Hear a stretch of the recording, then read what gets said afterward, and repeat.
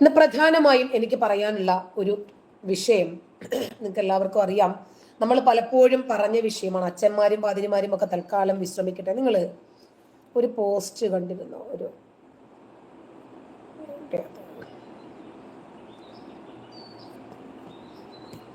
കാണിച്ചു തരാം.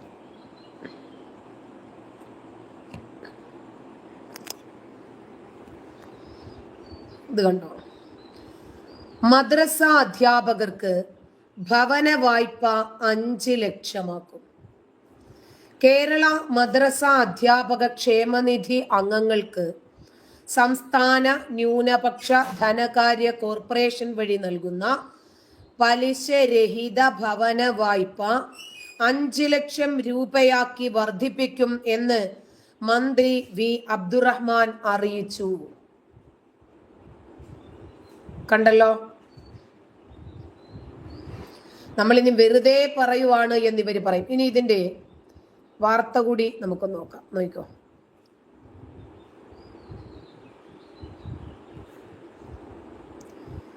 ശ്രീധര ഉണ്ണി ഫെബ്രുവരി 7-ാം തീയതി പങ്കുവച്ചത്. അതിനു മുമ്പ് പല തവണകളിൽ ഞാനിത് ഈ പോസ്റ്റ് പങ്കുവച്ചിട്ടുള്ളതാണ്. മദ്രസ ക്ഷേമനിധി ബോർഡിന്റെ ആകെയുള്ള മാസവിഹിതം എന്ന് പറയുന്നത് 100 രൂപ മാത്രമാണ്. ഒരു മദ്രസ അധ്യാപകൻ 50 രൂപയും മദ്രസ മാനേജ്മെന്റ് 50 രൂപയും ഇട്ടിട്ട് 100 രൂപയാണ് മാസ വരിസംഖ്യയായി അടയ്ക്കേണ്ടത്. കേവലം 5 വർഷം മാത്രം അടച്ചാൽ മതിയാകും ഈ തുക. എന്നാൽ ഈ നിസ്സാര തുക അടയ്ക്കുന്ന ഇവർക്ക് കിട്ടുന്ന ഗുണങ്ങൾ എന്തൊക്കെയാണ്? 1, 5 വർഷം തുടർച്ചയായി ക്ഷേമനിധിയിൽ തുക അടച്ച ആളുകൾക്ക് പിന്നീട് 60 വയസ്സിന് ശേഷം കൃത്യമായി ആജീവനാന്തകാലം പെൻഷൻ ലഭിക്കുന്നതാണ്. പെൻഷനർ മരണപ്പെട്ടു പോയാൽ അവരുടെ ആശ്രിതർക്ക് ഈ തുക കിട്ടുന്നതാണ്. പെൻഷൻ തുകയായി നിക്ഷേപിച്ച പണം സമ്പൂർണമായി പിൻവലിക്കാവുന്നതുമാണ്. ക്ഷേമനിധിയിൽ കുറഞ്ഞത് 2 വർഷമെങ്കിലും തുക അടച്ചിരിക്കുന്ന ആളുകൾക്ക് അവരുടെ പെൺമക്കളുടെ വിവാഹ ധനസഹായമായി 25,000 രൂപ വീതം ക്ഷേമനിധിയിൽ നിന്ന് ലഭിക്കുന്നു. SSLC +2 വിഷയങ്ങളിൽ A+ നേടിയ വിദ്യാർത്ഥികൾക്ക് 2,000 രൂപ വീതം സ്കോളർഷിപ്പ് ലഭിക്കുന്നു. മദ്രസ ക്ഷേമനിധിയിൽ അംഗങ്ങളായിട്ടുള്ള ആളുകൾക്ക് വീട് വെക്കുന്നതിന് ധനസഹായമായി 2.5 ലക്ഷം രൂപ പലിശരഹിത വായ്പ അനുവദിക്കുന്നു. അതാണ് ഇപ്പൊ 5 മാറ്റിയത്. പലിശയില്ലാത്ത ഈ ലോൺ 8 വർഷം കൊണ്ട് അടച്ചു തീർത്താൽ മതിയാകും. ക്ഷേമനിധിയിൽ 5 വർഷം പൂർത്തിയായ ആരെങ്കിലും മരണപ്പെട്ടാൽ അവർക്ക് 15,000 രൂപയും 5 വർഷം മുതൽ 10 വർഷം വരെയുള്ളവർക്ക് 20,000 രൂപയും 10 വർഷം മുതൽ 15 വർഷം വരെയുള്ളവർക്ക് 25,000 രൂപയും 15 വർഷം മുതൽ 20 വർഷം വരെയുള്ളവർക്ക് 30,000 രൂപയും അതിന് മുകളിലുള്ളവർക്ക് 50,000 രൂപയും മരണാനന്തര സഹായമായി ലഭിക്കും. ഇതിനു പുറമെ സംസ്കാര ചടങ്ങുകൾക്കായി ആശ്രിതർക്ക് 3,000 രൂപ മുതൽ 5,000 രൂപ വരെ വേറെയും ലഭിക്കും. ഗുരുതരമായ രോഗം ബാധിച്ചവർക്ക് ചികിത്സാ ധനസഹായമായി 25,000 രൂപയും താരതമ്യേന കുറഞ്ഞ രോഗങ്ങൾക്ക് 5,000 രൂപയും ധനസഹായം ലഭിക്കും. ക്ഷേമനിധിയിലെ വനിതാ അംഗങ്ങൾക്ക് പ്രസവ ശുശ്രൂഷയ്ക്കും ചികിത്സയ്ക്കുമായി 15,000 രൂപ വീതവും ലഭിക്കുന്നതാണ്. കേവലം 100 രൂപ വീതം 5 വർഷത്തേക്ക് മാസം അടച്ചു കഴിഞ്ഞാൽ എങ്ങനെയാണ് ഇത്രയും ഭീമമായ തുക ആജീവനാന്തകാലം പെൻഷനായിട്ടും മറ്റു ധനസഹായമായിട്ടും നൽകാൻ പറ്റുന്നത് എന്നുള്ളതാണ് ഒരു സാമാന്യ യുക്തിയുള്ള ഒരു ചോദ്യമാണ്. അതുകൊണ്ട് തന്നെ സർക്കാർ ഉത്തരവിൽ പറഞ്ഞിരിക്കുന്ന 4-ാം അനുച്ഛേദത്തിലെ കോർപ്പസ് ഫണ്ടാണ് ഇതിന്റെയൊക്കെ പ്രധാന ആധാരം. ഈ കോർപ്പസ് ഫണ്ട് മദ്രസകൾക്ക് കൊടുക്കുന്നത് സർക്കാരാണ് എന്നതും അത് സർക്കാർ ഉത്തരവ് പ്രകാരം നിയമവിധേയവുമാണ്. പക്ഷേ പ്രത്യക്ഷത്തിൽ ഇത് ചോദ്യം ചെയ്യപ്പെടാതെ ഇരിക്കാനും അത്തരം ചോദ്യങ്ങൾക്ക് പ്രതിരോധം തീർക്കാനും വേണ്ടിയായിട്ടാണ് 50 രൂപ വീതമുള്ള ഒരു നിക്ഷേപം വെച്ച് ഒരു ക്ഷേമനിധി തട്ടിക്കൂട്ടിയിരിക്കുന്നത്. അതുകൊണ്ട് തന്നെ എന്ത് ചോദ്യങ്ങൾ ഉയർന്നാലും ഇതൊന്നും കൊടുക്കുന്നത് സർക്കാരല്ല, മദ്രസ ക്ഷേമനിധിയാണ് എന്ന് പറഞ്ഞ് തടി തപ്പുകയും ചെയ്യാം. സൺഡേ സ്കൂളിൽ പഠിപ്പിക്കുന്ന അധ്യാപകർക്കും ഭഗവത്ഗീത പഠിപ്പിക്കുന്ന ഗുരുക്കന്മാർക്കും ഒന്നും ലഭിക്കാത്ത ഒരു പ്രത്യേക പെൻഷൻ പരിരക്ഷയും ക്ഷേമനിധിയും എങ്ങനെയാണ് മുസ്ലിം മതം പഠിപ്പിക്കുവാനും പ്രചരിപ്പിക്കുവാനും മാത്രം നിയുക്തമാക്കപ്പെട്ടിരിക്കുന്ന മദ്രസാധ്യാപകർക്ക് ലഭിക്കുന്നത്? ഒരു സെക്യുലർ ഭരണഘടനയുള്ള രാജ്യത്ത് ഇത് നീതിയുക്തമാണോ? നമ്മളിപ്പോ അത് ആരോട് ചോദിക്കാനാ? ട്രോൾ കിങ് വരും, വരാതിരിക്കില്ല. നമ്മളെ 4 തന്തയ്ക്ക് വിളിക്കാൻ വേണ്ടിയിട്ടെങ്കിലും അവര് വരും. അവർക്ക് വന്നേ പറ്റത്തുള്ളൂ. കാരണം ഇവിടെ എന്താ പറയുന്നതെന്നെങ്കിലും ഒന്ന് അറിയണ്ടേ. ഇത് ഇനി ഇവർക്ക് നിഷേധിക്കാൻ പറ്റും. ഇവര് പറയുന്നു നമ്മൾ വെറുതെ പറയുന്നതാണ്, കാലാകാലങ്ങളായി മദ്രസകൾക്ക് ഫണ്ട് ലഭിക്കുന്നു എന്ന് വെറുതെ പറയുവാണെന്ന് പറഞ്ഞു. ഇതേതെങ്കിലും ഒന്ന് ഇവരിതിനെ റിജക്റ്റ് ചെയ്ത് മുന്നോട്ട് വരട്ടെ. ഇങ്ങനെ ഒരു സംഭവം ഇല്ല എന്ന് പറഞ്ഞ് ഇവര് രംഗത്ത് വരുന്നത് വരെ ഇത് ശരിയാണോ?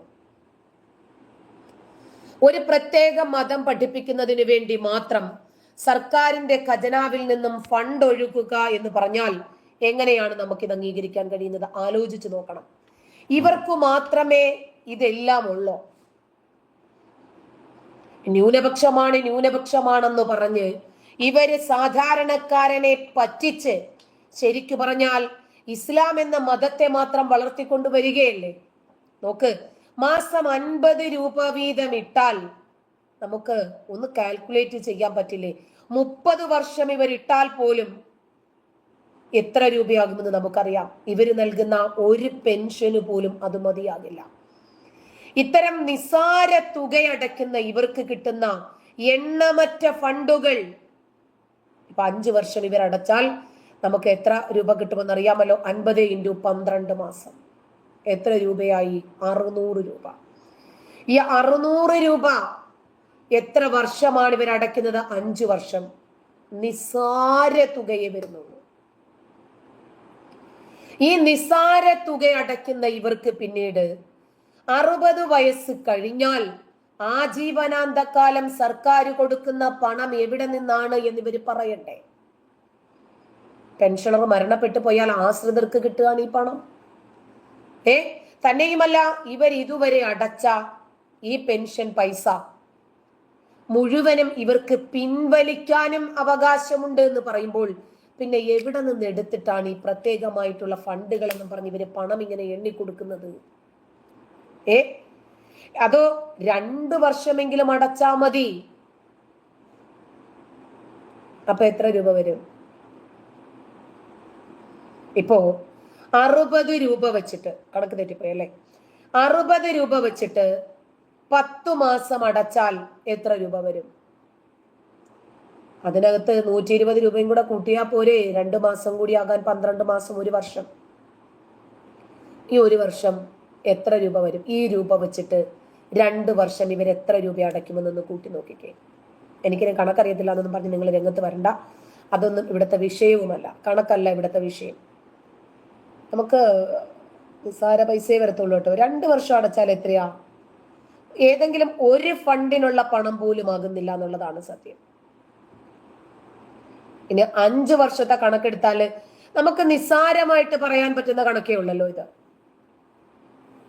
ഇതിനകത്ത് കാൽക്കുലേറ്റർ ഒന്നും ഇല്ലേ? കാൽക്കുലേറ്റർ കിട്ടി. നോക്കിക്കോ, 50 രൂപ വെച്ചിട്ട് 12 മാസത്തേക്ക് സാധാരണക്കാരനെ പറ്റിക്കാൻ എളുപ്പമല്ലേ ഇവർക്ക്? 12 മാസമാകുമ്പോൾ ഞാൻ പറഞ്ഞത് ശരിയാ, 600 രൂപയാണ് വരിക. ഈ 600 രൂപ 5 വർഷത്തേക്ക് നോക്കിക്കോ. 5 വർഷം 3000 രൂപയോ. 2 വർഷത്തേക്കോ 1200 രൂപയോ.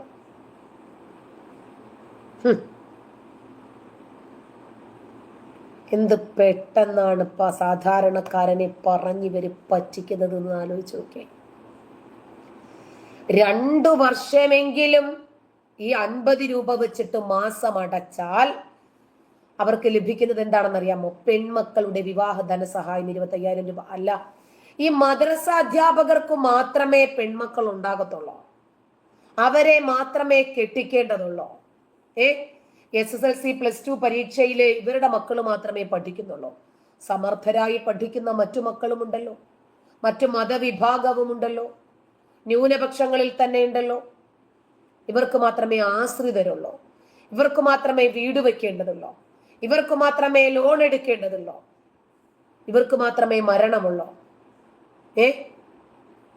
അപ്പോൾ ഇത് എല്ലാ രൂപത്തിലും ഇവരെ വളർത്തിക്കൊണ്ടുവരിക എന്ന ഗൂഢലക്ഷ്യത്തോടു കൂടിയാണ് ഇങ്ങനെ ഒരു പദ്ധതി തന്നെ സ്റ്റാർട്ട് ചെയ്തിരിക്കുന്നത്.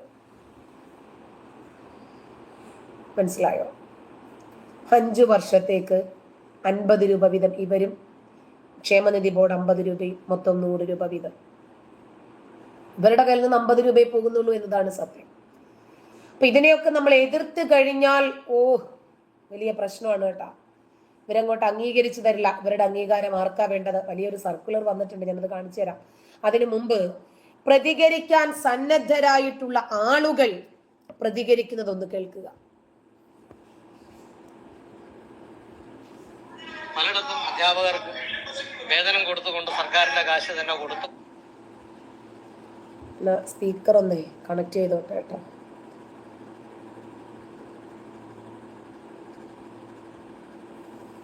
ഓക്കെ. മദ്രസകളിൽ പലയിടത്തും അധ്യാപകർക്ക് വേതനം കൊടുത്തുകൊണ്ട് സർക്കാരിന്റെ കാശ് തന്നെ കൊടുത്തുകൊണ്ട് മറ്റു മതങ്ങളെ വളർത്തുന്നത് പോലെ തീർച്ചയായിട്ടും നിങ്ങൾ ഹിന്ദുക്കൾ ഒരിക്കലും ഒരു രാഷ്ട്രീയ പാർട്ടിക്കും ഇതിനല്ല. നേരായ്മയിലൂടെ അല്ലെങ്കിൽ നേരിലൂടെ മുന്നോട്ട് പോകുന്ന ഒരു ജനതയാണ് ഹൈന്ദവ ജനത. അത് മനസ്സിലായിക്കൊണ്ട് തീർച്ചയായിട്ടും ഹൈന്ദവരെയും സംരക്ഷിക്കണം എന്നൊരു വാക്ക് പറഞ്ഞുകൊണ്ട് ഞാൻ നിർത്തുന്നു. ഒരു ക്ഷേത്രത്തിലെ മേശാന്തി എന്ന നിലയിൽ ഞങ്ങൾ പറഞ്ഞേ പറ്റും. കർക്കിടക മാസം തുടങ്ങാൻ ഇനി ഏതാനും ദിവസങ്ങൾ മാത്രമേ ഉള്ളൂ.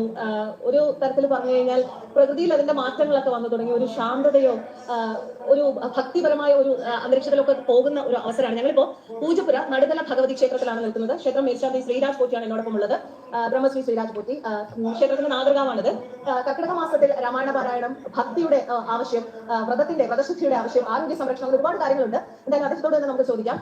ഈ കർക്കിടക മാസം വരാറായ ഈ അവസരത്തിൽ തന്നെ അങ്ങനെ വീണ്ടും കണ്ടുമുട്ടാൻ സാധിച്ചതിൽ വളരെ സന്തോഷം, ദൈവഭാഗ്യമായി കാണുന്നു. ഇത്തരം ഒരു അന്തരീക്ഷത്തിൽ നിന്ന് അങ്ങോട്ട് സംസാരിക്കാൻ സാധിച്ചത്. അമ്പലത്തിൽ ഇപ്പോ ഭാഗവത പാരായണം നടക്കുകയാണ്. ഇപ്പോ 4 ദിവസം ഇനിയുണ്ട് കർക്കിടകം തുടങ്ങാൻ. എന്തുകൊണ്ടാണ് ഇങ്ങനെ ഒരു ഭാഗവത പാരായണത്തിന്റെ പ്രസക്തി ഇപ്പോൾ?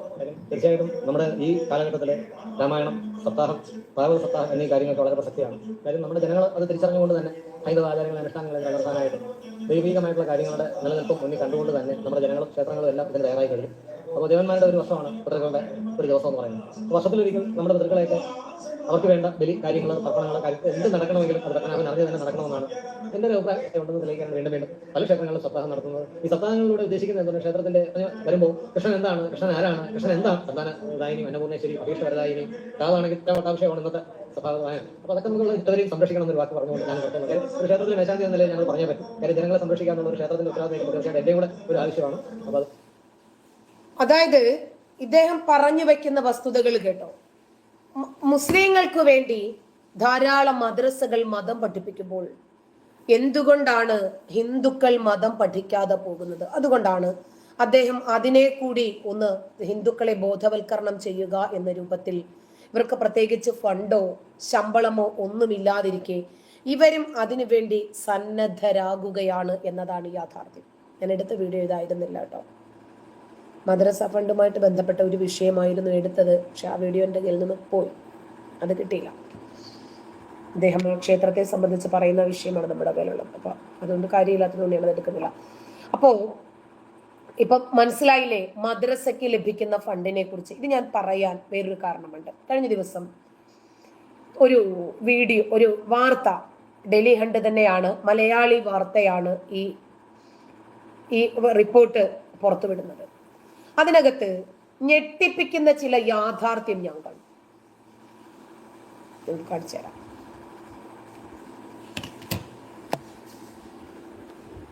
ഇത് കണ്ടോ? അച്ഛന്മാരെ പറ്റിച്ച് പിണറായി ലക്ഷങ്ങൾ മദ്രസകളിലേക്ക്, മരുമോനെ ഭദ്രമാക്കാൻ അടാർ നീക്കം. ഒരു വലിയ ആർട്ടിക്കിളാണ് അവര് നമുക്ക് വേണ്ടിയിട്ട് എഴുതിയിരിക്കുന്നത്. കാരണം ഈ സത്യം എന്താണ് എന്ന് ഇനിയെങ്കിലും ജനങ്ങൾ തിരിച്ചറിയണം. ഇപ്പോഴും മദ്രസയ്ക്ക് ഫണ്ട് നൽകുന്നില്ല എന്ന് പറയുമ്പോൾ മദ്രസയ്ക്ക് ഫണ്ട് നൽകുന്നുണ്ട് എന്ന തെളിവടക്കം നമുക്ക് തെളിയിക്കേണ്ടി വരുന്നു. സംസ്ഥാന ന്യൂനപക്ഷ വികസന ധനകാര്യ കോർപ്പറേഷനെ ഉപയോഗിച്ച് ന്യൂനപക്ഷ മന്ത്രി നടത്തിയ സ്വജന പ്രീണനമാണ് ഇതിലൂടെ വിവാദമാകുന്നത്. അതായത് ഏതു മന്ത്രിമാരാണെങ്കിലും ശരി, ഒന്ന് നോക്കിയാൽ മതി ഇതുവരെ ഈ കേരളക്കരയിൽ എന്ന വിദ്യാഭ്യാസ മന്ത്രിമാർ ആരാണെന്നും അവരൊക്കെ ആർക്കു വേണ്ടിയാണ് ആ മന്ത്രി പദത്തിൽ ഇരുന്നിട്ടുള്ളതെന്നും ആർക്കാണ് അതിന്റെ ആനുകൂല്യങ്ങൾ കിട്ടിയിട്ടുള്ളതെന്നും സ്വന്തം സമുദായത്തിന് വേണ്ടി വാരിക്കോരി ആനുകൂല്യങ്ങൾ കൊടുത്തതും നമുക്ക് കാണാൻ പറ്റും. ഇപ്പോ 2026 മന്ത്രി മുഹമ്മദ് റിയാസിന്റെ നില ഭദ്രമാക്കുന്നതിന് മുന്നോടിയായി മുഖ്യമന്ത്രി പിണറായി വിജയന്റെ നേതൃത്വത്തിൽ ആസൂത്രണം ചെയ്ത മദ്രസയ്ക്ക് വേണ്ടിയിട്ടുള്ള ഒരു പദ്ധതിയാണ് വ്യാപകമായ പ്രതിഷേധത്തിന് കാരണമായിരിക്കുന്നത്. വിവിധ വാർത്താ റിപ്പോർട്ടുകൾ പ്രകാരം കേരളത്തിൽ ഒട്ടേറെ മദ്രസകളുണ്ട്. കൃത്യമായ കണക്കുണ്ടോ? ഇല്ല. അസമിലെ മുഖ്യമന്ത്രി ബിശ്വ ശർമ്മയ്ക്ക് അറിയാം അസമിൽ നിയമാനുസൃതമായി എത്ര മദ്രസകൾ ഉണ്ടെന്നും അനധികൃതമായി എത്ര മദ്രസകൾ ഉണ്ടെന്നും. UP മുഖ്യമന്ത്രി യോഗി ആദിത്യനാഥിന് അറിയാം UPയിൽ എത്ര മദ്രസകൾക്കാണ് സർക്കാർ വഴി ആനുകൂല്യങ്ങൾ നൽകുന്നത്, എത്ര മദ്രസകൾക്കാണ് നൽകാത്തത്. പക്ഷേ കേരള മുഖ്യമന്ത്രിക്ക് മാത്രം അറിയില്ല. കാരണം മുഖ്യമന്ത്രിക്ക് അതിന്റെ ഒന്നും പിന്നാലെ പോകാൻ ഒരു നേരമില്ല. എപ്പോഴും AI ക്യാമറയൊക്കെ വെച്ചപ്പോൾ ഏത് ജില്ലകൾക്കാണ് കൂടുതലെന്ന് നമ്മൾ കണ്ടതല്ലേ.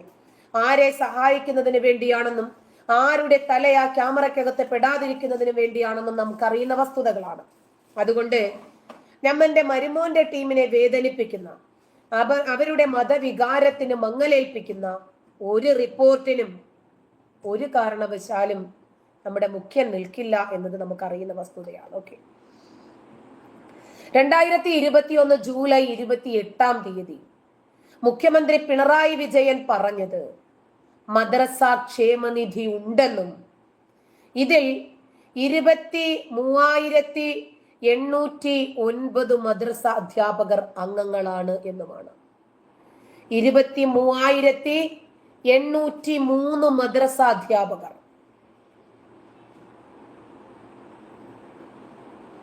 ഇപ്പോ മദ്രസകൾക്ക് സംസ്ഥാന സർക്കാരുകൾ സഹായധനം നൽകുന്നത് നിർത്തണം എന്ന റിപ്പോർട്ട് മുന്നോട്ട് വെച്ചത് ആരാ? ദേശീയ ബാലാവകാശ കമ്മീഷൻ ചെയർമാൻ പ്രിയങ്ക് കനൂങ്കു ആണ്. ഏതാനും മാസങ്ങൾക്ക് മുമ്പാണ് കേന്ദ്ര സർക്കാരിന് ഈ നിവേദനം സമർപ്പിക്കുന്നത്. കാര്യകാരണങ്ങൾ എണ്ണിപ്പറഞ്ഞ് ബോധ്യപ്പെടുത്തിക്കൊണ്ട് തന്നെയായിരുന്നു ആ റിപ്പോർട്ട്. റിപ്പോർട്ടില് 3 കാര്യങ്ങളാണ് പ്രധാനമായും അണ്ടർലൈൻ ചെയ്തിരുന്നത്. മദ്രസ ബോർഡുകൾ നടത്തുന്ന മദ്രസകൾക്ക് സർക്കാർ ധനസഹായം നൽകരുത്. മദ്രസകളിലെ എല്ലാ വിദ്യാർത്ഥികളെയും നിർബന്ധമായും പൊതുവിദ്യാലയങ്ങളിൽ ചേർക്കണം. അവർക്ക് 14 വയസ്സാകുന്നതുവരെ ഔപചാരികമായിട്ടുള്ള വിദ്യാഭ്യാസം കുറഞ്ഞത് 4 മണിക്കൂറെങ്കിലും നൽകണം. കാരണം 6-ാം നൂറ്റാണ്ടിന്റെ കിതാബും പഠിച്ച് ഈ പിള്ളേർ ഈ സമൂഹത്തിലേക്ക് ഇറങ്ങുന്നത് ഡമ്മികളായിട്ടാണ്. അന്ധവിശ്വാസങ്ങളും അബദ്ധങ്ങളും മാത്രം തലയിൽ നിറച്ചിരിക്കുന്ന ഒരു അപൂർവ വസ്തുവായിട്ടാണ് ഈ മക്കൾ പഠിച്ചിറങ്ങുന്നത്. കാരണം അവിടെ മൂല്യവർദ്ധിത വിദ്യാഭ്യാസം ഒന്നും ലഭിക്കുന്നില്ലല്ലോ. പിന്നെ എന്ത് ചെയ്യും? ആ രൂപത്തിലുള്ള വിജ്ഞാനവുമായിട്ട് ഈ മക്കൾ എന്തോ ചെയ്യാനാ? അവർക്ക് കേന്ദ്ര സർക്കാരിന്റെ വിദ്യാഭ്യാസ അവകാശ നിയമം അനുസരിച്ചിട്ട് എല്ലാ സംസ്ഥാനങ്ങൾക്കും ഒരേപോലെയുള്ള നിയമങ്ങൾ ബാധകമാണെന്നിരിക്കെ ഈ ഉത്തരേന്ത്യൻ സംസ്ഥാനങ്ങളിലൊക്കെ മാത്രം കുട്ടികളെ മദ്രസകളിൽ മാത്രം വിടുന്ന ഒരു രീതി ഒഴിവാക്കി കിട്ടണം. വിവിധ സംസ്ഥാനങ്ങളിലെ മദ്രസകൾ സന്ദർശിച്ചും വിദ്യാർത്ഥികളുമായിട്ടും അധ്യാപകരുമായിട്ടും സംസാരിച്ചിട്ടൊക്കെ തന്നെയാണ് റിപ്പോർട്ട് രൂപപ്പെടുത്തിയിരിക്കുന്നത്. മദ്രസ സന്ദർശിച്ചതിന് ചണ്ഡീഗഡിലും കർണാടകയിലും മേഘാലയ, മധ്യപ്രദേശ്, ബംഗ്ലാദേശ് അതിർത്തി ഇവിടങ്ങളിലൊക്കെ ഈ ചെയർമാന്റെ പേരിൽ കേസും എടുത്തിട്ടുണ്ട്. രാജ്യത്തെ മദ്രസകളെല്ലാം അടച്ചു പൂട്ടാൻ സംസ്ഥാനങ്ങൾക്കും കേന്ദ്രഭരണ പ്രദേശങ്ങൾക്കും നിർദ്ദേശം നൽകിയിരിക്കുകയാണ് ദേശീയ ബാലാവകാശ കമ്മീഷൻ. ഇതിനെതിരെ പ്രതിപക്ഷ പാർട്ടി അംഗങ്ങളും വിവിധ സാമുദായിക സംഘടനകളും പ്രതികരണങ്ങളും നടത്തി വരികയാണ്. മദ്രസകളിൽ പഠിക്കുന്ന കുട്ടികൾക്ക് വിദ്യാഭ്യാസ അവകാശം ഉറപ്പാക്കുന്ന 2009 നിയമം അനുശാസിക്കുന്ന ഗുണനിലവാരമുള്ള വിദ്യാഭ്യാസം ലഭിക്കുന്നില്ല എന്നാണ് കമ്മീഷൻ ചൂണ്ടിക്കാണിക്കുന്നത്. കഴിഞ്ഞ ദിവസം ഞാൻ നിങ്ങളെ ഒരു വീഡിയോ കാണിച്ചിട്ടുണ്ടായിരുന്നു, ഇപ്പൊ ഉണ്ടോയെന്നൊന്നും എനിക്കറിയില്ല.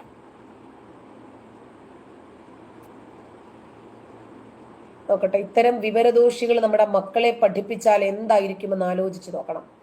ഇദ്ദേഹത്തിന് അറിയാത്ത ഒരു വിഷയം, ഇദ്ദേഹം പഠിച്ചിട്ടില്ലാത്ത ഒരു വിഷയത്തെ സംബന്ധിച്ച് ഒരു ചോദ്യം വന്നപ്പോൾ ഇദ്ദേഹം മരിച്ചുപോയ ഏതോ മഹാന്റെ പേരിൽ ഖുർആൻ ഓതി ആ പേനയുടെ തുമ്പിൽ ഊതിയത്രേ. അപ്പോഴേക്ക് ഇദ്ദേഹത്തിന് 9 പേജ്, ഇദ്ദേഹം എന്നിട്ട് പേനയുടെ തുമ്പിൽ ഊതിയിട്ട് കണ്ണുമടച്ചിരുന്നു. അപ്പോഴേക്ക് 9 പേജ് ഈ മരിച്ചുപോയ മഹാൻ വന്ന് ഇദ്ദേഹത്തിന് എഴുതി കൊടുത്തെന്നും ഒരുപാട് ആളുകൾക്ക് അഡ്മിഷൻ കിട്ടാതെ അവര് കരഞ്ഞോണ്ട് പോയ സമയത്ത് ഇദ്ദേഹം 3ാം റാങ്കിലേക്ക് കയറി എന്നുമൊക്കെയായിരുന്നു ആള് തള്ളിമറച്ചത്.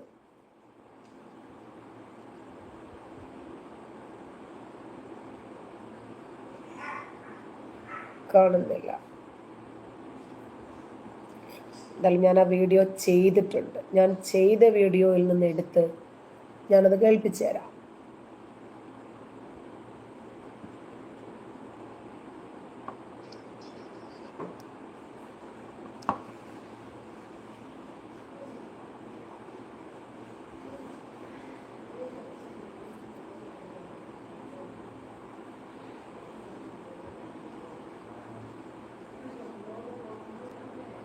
പരീക്ഷ വേറൊരാൾ എഴുതി. രസകരമായിട്ട് നിങ്ങളെ അത് അനുഭവിച്ചു തന്നെ ഒന്ന് അറിയണം. ഇത് കേൾപ്പിച്ചു തരാം. ഞാനിത് രാവിലെ ചെയ്ത വീഡിയോ ആണ്. രസകരമായിട്ട് നിങ്ങളെ അത് അനുഭവിച്ചു തന്നെ ഒന്ന് അറിയണം. കൂടെയുള്ള 108 കുട്ടികൾക്കും വീതം കഴിഞ്ഞില്ല. പാവപ്പെട്ട ഞാൻ അതിന് ഉത്തരം 9 പേജ് ഞാൻ എഴുതി. രണ്ടാമത്തെ ചോദ്യത്തിന് ഞാൻ കിട്ടാപോലില്ല. രണ്ടാമത്തെ ചോദ്യം വായിച്ചു നോക്കുമ്പോ സുബ്ഹാനല്ലാ, കണ്ണെന്ന് പൊന്നീച്ച മാറിപ്പോയി. അറിയില്ല എന്താ ചെയ്യാ, അങ്ങനെ ഹദീസൊന്നും ദുനിയാവെന്ന് കണ്ടിട്ടില്ല. ആ സമയത്താണ് ഞാൻ മഹാനായ വടകര ഉപ്പാപ്പാറ ഓർത്തു. മഹാൻ എന്നോട് പറഞ്ഞാൽ നല്ല കോളേജാ പോയിക്കോ. ഞാൻ വടകരങ്ങളെ പേരിൽ 3 ഫാത്തിഹ ഓതിയിട്ട് കണ്ണാട് ചിമ്പിയിട്ട് പെണ്ണിന്റെ മനമ്മൽ ഓതി. പിന്നാണ് വടകര തങ്ങൾ വാപ്പ് വന്നിട്ട് എഴുതുക. 9 പേര് ഞാനിങ്ങനെ എഴുതുക. മരിച്ചുപോയ ഉപ്പാപ്പ വന്നിട്ട് ഇദ്ദേഹത്തിന് വേണ്ടി പരീക്ഷ എഴുതി കൊടുത്തു. കണ്ടിട്ട് അത്ഭുതപ്പെട്ടു പോയി. അതിലേക്ക് താടി മീശി മുളച്ചിട്ടില്ല. 19 വയസ്സ് കഴിഞ്ഞ് 20 ശരീരമുള്ളൂ. നിങ്ങള് 19ാമത്തെ വയസ്സ് കൊല്ല താടി. ഇത് കേൾക്കുന്ന ആളും അതാണ് എനിക്കും ചോദിക്കാനുള്ളത്. അത് തന്നെയാണ്, ഇത് കേൾക്കുന്നവരുടെ മാനസികാവസ്ഥയെ കുറിച്ച് ഒന്ന് ചിന്തിച്ചു നോക്കിക്കേ. ഇവർക്ക് തീരെ ബുദ്ധി ഇല്ലാത്തതാണോ അതോ ബുദ്ധിയില്ല എന്നിവരെ അഭിനയിച്ച് കാണിക്കുന്നതാണോ? ഇനിയും മദ്രസകളിൽ എന്താണ് നടക്കുന്നത് എന്ന് പലപ്പോഴായിട്ട് നമ്മൾ ചർച്ച ചെയ്തിട്ടുള്ള വിഷയമാണ്. എന്നാലും എനിക്ക് ഇത് ഇവിടെ പരാമർശിക്കാതെ പോകാൻ പറ്റുന്നില്ല എന്ന സാഹചര്യമായതുകൊണ്ട് മദ്രസകളിൽ എന്താണ് നടക്കുന്നത് എന്ന് ഒരു ഉമ്മ വേദനയോടുകൂടി ഗൾഫിലിരുന്ന് പറയുന്നുണ്ട്. തൻ്റെ സഹോദരന്റെ മകളുടെ ഒരു അനുഭവം വെച്ചിട്ട് കേൾക്കാം. കോൾ ചെയ്തു, പിന്നെ നെറ്റ് 3 അലോക്കാർഡിന് കോൾ ചെയ്തു. പിന്നെ നെറ്റ് ഉണ്ടായിരുന്നു, നെറ്റിൽ വിളിച്ചിട്ടൊന്നും ക്ലിയർ ആവാത്തോണ്ട് അലോക്കാർഡ് തന്നെ വാങ്ങി. എന്താന്ന് വെച്ചാല് എന്റെ എന്റെ മോള് ഇപ്പൊ 6ാം ക്ലാസ്സിലാണ് മദ്രസ പഠിക്കുന്നത്. ഉസ്താദ് പിന്നെ സദർ ഉസ്താദ് വിളിച്ചു വരുത്തിയിട്ട് ഖുർആൻ ഓതിപ്പിക്കുമ്പോ അടുത്ത് നിർത്തുക. പിന്നെ മേശപ്പുറത്ത് മുസായി വെക്കുക, ഉസ്താദ് കസേരയിൽ ഇരിക്കുക. എന്നിട്ട് ഉസ്താദ് ഇങ്ങനെ ഒഴിയ. ഇത് കുട്ടി ഉണ്ടാക്കി എന്നെ വിളിച്ചപ്പോ ഇങ്ങനെ പറഞ്ഞു. ഇന്ന് രാവിലെ ഞാൻ വിളിച്ചാൽ എന്നോട് പറഞ്ഞ് ഇന്നിന്റെ പോലെയൊക്കെ വിഷയങ്ങള് എല്ലാരും ഉസ്താദ് ഇങ്ങനെ ചെയ്യുന്നുണ്ട്. ഇത് അങ്ങനെ ഞാൻ പള്ളി കമ്മിറ്റിയുടെ പ്രസിഡന്റിനെ വിളിച്ച് ആദ്യം. അന്നേരം പറഞ്ഞു, നിങ്ങൾ ഇനി അതൊരു വിഷയമാക്കണ്ട, അത് ഉസ്താദിനെ ഞങ്ങൾ പറഞ്ഞ് ഉപദേശിച്ച് അങ്ങ് നേരാക്കിക്കോളുന്നത്. അന്നേരം എനിക്ക് തോന്നി അത് ഞാൻ അങ്ങനെ പോയാൽ ശരിയാവില്ലാന്ന്. അങ്ങനെ ഞാൻ നാട്ടിലുള്ള 2-3 ചെക്കന്മാരെ വിളിച്ച്, നമ്മളെ മഹലിലുള്ള തന്നെ അങ്ങനെ ഓലെ വിളിച്ചിട്ട് ഞങ്ങൾ കാര്യങ്ങളൊക്കെ പറഞ്ഞു. അങ്ങനെ കാര്യങ്ങളൊക്കെ പറഞ്ഞു കഴിഞ്ഞപ്പോ ഓലെന്താക്കി, ഉസ്താദിനെ പോയി കണ്ട്. അങ്ങനെ ഉസ്താദ് പറഞ്ഞ് അടുത്ത് നിർത്തുന്നുണ്ട് എന്നുള്ളൂ, അല്ലാണ്ട് ഞാൻ തൊടലില്ലാന്ന്. അങ്ങനെ മക്കളെയൊക്കെ വിളിച്ച്, സ്കൂളിൽ പോയ മക്കളെല്ലാം തിരിച്ച് വിളിച്ച് കൊണ്ടുവന്ന് എല്ലാരും പറഞ്ഞ് അങ്ങനെ ചെയ്യലുണ്ട് ഉസ്താദ് എന്ന്. 6ാം ക്ലാസ് എന്ന് പറയുമ്പോ ചെറിയ മക്കളല്ലേ, 11 വയസ്സ്. വിടുവോ ഞാൻ? അങ്ങനെ നിങ്ങൾക്ക് ആരാ ഇത് പറഞ്ഞത്? ഇങ്ങനെ തെറ്റിദ്ധരിപ്പിക്കില്ലാണ്. അന്നേരം പറഞ്ഞ മക്കള് ഉമ്മമാരോട് പറഞ്ഞ എന്നിട്ടാണ്. അന്നേരം അവിടെ എല്ലാവർക്കും അത്ഭുതം. എന്താ വെച്ചാൽ ഇത്രയും ദിവസവും 1.5-2 മാസത്തോളായി ഇത് സംഭവം നടക്കാൻ തുടങ്ങിയിട്ട്. കൊടുത്തു പണി ഓനിപ്പോ എന്താ പറയാ അടിച്ചു തെളിച്ച് കൊണ്ടാക്കിയിട്ടുണ്ട്. ആർജവിന്റെ ഊരിപ്പോരും, അത് വേറെ വിഷയം. അതെ, എന്നാലും ഇതൊക്കെ നമ്മളെ നാട്ടിലുള്ള പെണ്ണുങ്ങന്മാരെ പറയണം ആദ്യം. കാരണം ഉസ്താദിന്റെ ചെലവ് എന്ന് പറയുമ്പോ രാവിലെ നമ്മളവിടുന്നൊക്കെ രാവിലെ എണീച്ച് ഷോപ്പർ കൊടുത്ത് മാർക്കറ്റിലേക്കാ. ഉസ്താദിന് പിന്നെ ഉച്ചക്കത്തേക്ക് മീൻ പൊരിച്ചത്, രാത്രി ചിക്കൻ കറി വെച്ചത്, ഒന്ന് സൽക്കാരം എന്താന്നാ കൊഴിപ്പിക്കല്ലേ. അന്നേരം ഈ ഹോർമോണെല്ലാം തങ്ങി നിൽക്കുമ്പോ മക്കളല്ലേ നേരെ തിരിയാ. ഉമ്മമാര് തീറ്റിക്കുന്ന മക്കളെ ഒരു സൈസ് ആക്കുന്ന, അത്രേ ഉള്ളൂ. കാളമടുക്കൂസില് എന്റെ പൊന്നുമോനെ, ഇത് എല്ലാവരും കേൾക്കണം, എല്ലാവരും. കാരണം ഗൾഫിലുള്ള പ്രവാസികളെ ഭാര്യമാർക്ക് ഉസ്താദുമാരെ സൽക്കരിക്കുന്ന കാര്യത്തിൽ എന്തൊരു ശുഷ്കാന്തിയാന്നറിയോ. ഫുഡ് ഉസ്താദിന്റെ ചെലവ് എന്ന് പറഞ്ഞു കഴിഞ്ഞാൽ മക്കൾക്ക് കൊടുത്തില്ലെങ്കിലും ഒരു ഉസ്താദിന് കൊടുക്കണം. എന്റെ ഉസ്താദിന് എന്താ പ്രത്യേകത? ഉസ്താദ് മനുഷ്യൻ തന്നെയല്ലേ, മക്കളെ കഴിഞ്ഞിട്ട ഉസ്താദ്. അല്ലാണ്ട് ഉസ്താദിനല്ല ആദ്യം സൽക്കരിക്കണം. സ്വന്തം മക്കൾക്ക് മീനൊന്നും ഇല്ലെങ്കിലും വേണ്ടില്ല, അങ്ങ് തിന്നൂടെന്ന് അറിയും. ഉസ്താദിന്റെ ചെലവ് എന്ന് പറയുമ്പോ രാവിലെ അങ്ങ് ഇറങ്ങും പെണ്ണുങ്ങന്മാര് ഷോപ്പർ കൊടുത്ത് അല്ലോ ഇറച്ചി, മീന്, പത്തിരി, സ്പെഷ്യൽ എല്ലാം. എന്താന്ന് വെച്ചാൽ ഉസ്താദ് പറയാ, എനിക്ക് നിർബന്ധമായിട്ട് രാത്രി എനിക്ക് ചപ്പാത്തി മാത്രമേ പറ്റൂ. കടത്തി കൊടുക്കുക എല്ലാരും. ചപ്പാത്തി, ചിക്കൻ കറിയും മീൻ ഫ്രൈയും. ഉസ്താദ് എന്തെന്നാ പറയുന്ന അത് തന്നെ മക്കൾക്ക്. മക്കള് എന്താ പറയാ, ഉസ്താദിന്റെ ഫുഡ് എന്ന് പറഞ്ഞു കഴിഞ്ഞാൽ 1.5 ഫുഡാ. വലിയൊരു തട്ട് നിറച്ച് 3-4 തട്ട് നിറച്ച് ചോറ്, അതിന് സ്പെഷ്യലായിട്ട് കറികള് എല്ലാം ഉണ്ടാക്കി അങ്ങ് കൊണ്ടാക്കി കൊടുക്കുക. എന്നിട്ട് ഇതെല്ലാം തിന്ന് കുടിയൊക്കെ കഴിഞ്ഞ് കഴിഞ്ഞിട്ട് രാവിലെ മക്കള് മദ്രസ ചെല്ലുമ്പോ അടുത്തേക്ക് വിളിച്ചിരുത്തുക. ഒഴിഞ്ഞ് പോലെ വികാരം തീർക്കുക ഖുർആന്റെ മുന്നിൽ വെച്ചിട്ട്. ഇതാ മൂല്യന്മാര്. ഒരു മൂല്യര് പറഞ്ഞാ പോരെ, എല്ലാവരും ഉണ്ട്. എന്താന്ന് വെച്ചാൽ 90% ഇപ്പൊ ഇങ്ങനെയാ. 90%, 10% നല്ലതുള്ളൂ. 90% ഉസ്താദ്മാരെ ക്ലാസ് എടുക്കാൻ വേണ്ടിയിട്ട് ഇങ്ങ് വിളിക്കും. എന്തിനാണെന്നറിയോ? എന്നിട്ട് ഒരു കർട്ടനും മുന്നില്. പെണ്ണുങ്ങന്മാർക്ക് മാത്രം ക്ലാസ്, ആണുങ്ങൾക്ക് ഒരു ക്ലാസ്സും വേണ്ട. പെണ്ണുങ്ങൾ ആഴ്ചക്ക് പെണ്ണുങ്ങൾക്ക് ക്ലാസ്. എന്തെല്ലാം നിയമങ്ങളാ. എന്നിട്ടോ കുറ്റം മുഴുവനും ഓള് ഫർദ ഇട്ടത് ടൈറ്റായി പോയി, ഓള് അങ്ങനത്തെ ഡ്രസ് ഇട്ടിട്ട് പോയി. ഗൾഫുകാരെ പെണ്ണുങ്ങൾക്ക് ഇല്ലാത്ത കുറ്റങ്ങളുണ്ട്. എങ്ങനെയുണ്ട്? ഇത് മാത്രമല്ല, ഒരുപാട് സ്ത്രീകള് ഇതിനെ സംബന്ധിച്ച് ശക്തമായി പ്രതികരിച്ചത് ഞാൻ തന്നെ പലപ്പോഴായിട്ട് നിങ്ങളുമായിട്ട് പങ്കുവച്ചിട്ടുണ്ട്. അതുപോലെ പങ്കുവയ്ക്കാൻ എനിക്ക് ധാരാളം വീഡിയോസ് വേറെയുമുണ്ട്.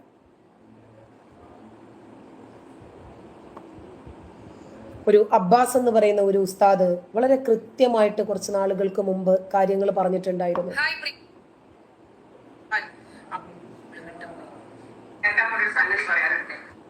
നമുക്ക് കാണാൻ സാധിക്കുന്നു.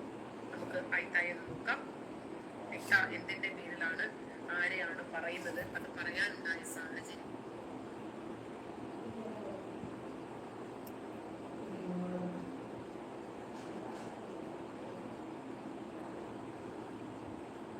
സൗണ്ട് കിട്ടത്തില്ലല്ലോ, അതുകൊണ്ട് ഞാൻ എടുത്ത് ചെയ്ത വീഡിയോ ആണ്. ചിലപ്പോൾ സൗണ്ട് കിട്ടാൻ സാധ്യത കുറവാണ്. പിന്നെ ഞാൻ ഇത് ബ്ലൂടൂത്തിലേക്ക് ഒന്ന് കണക്ട് ചെയ്തോട്ടെ.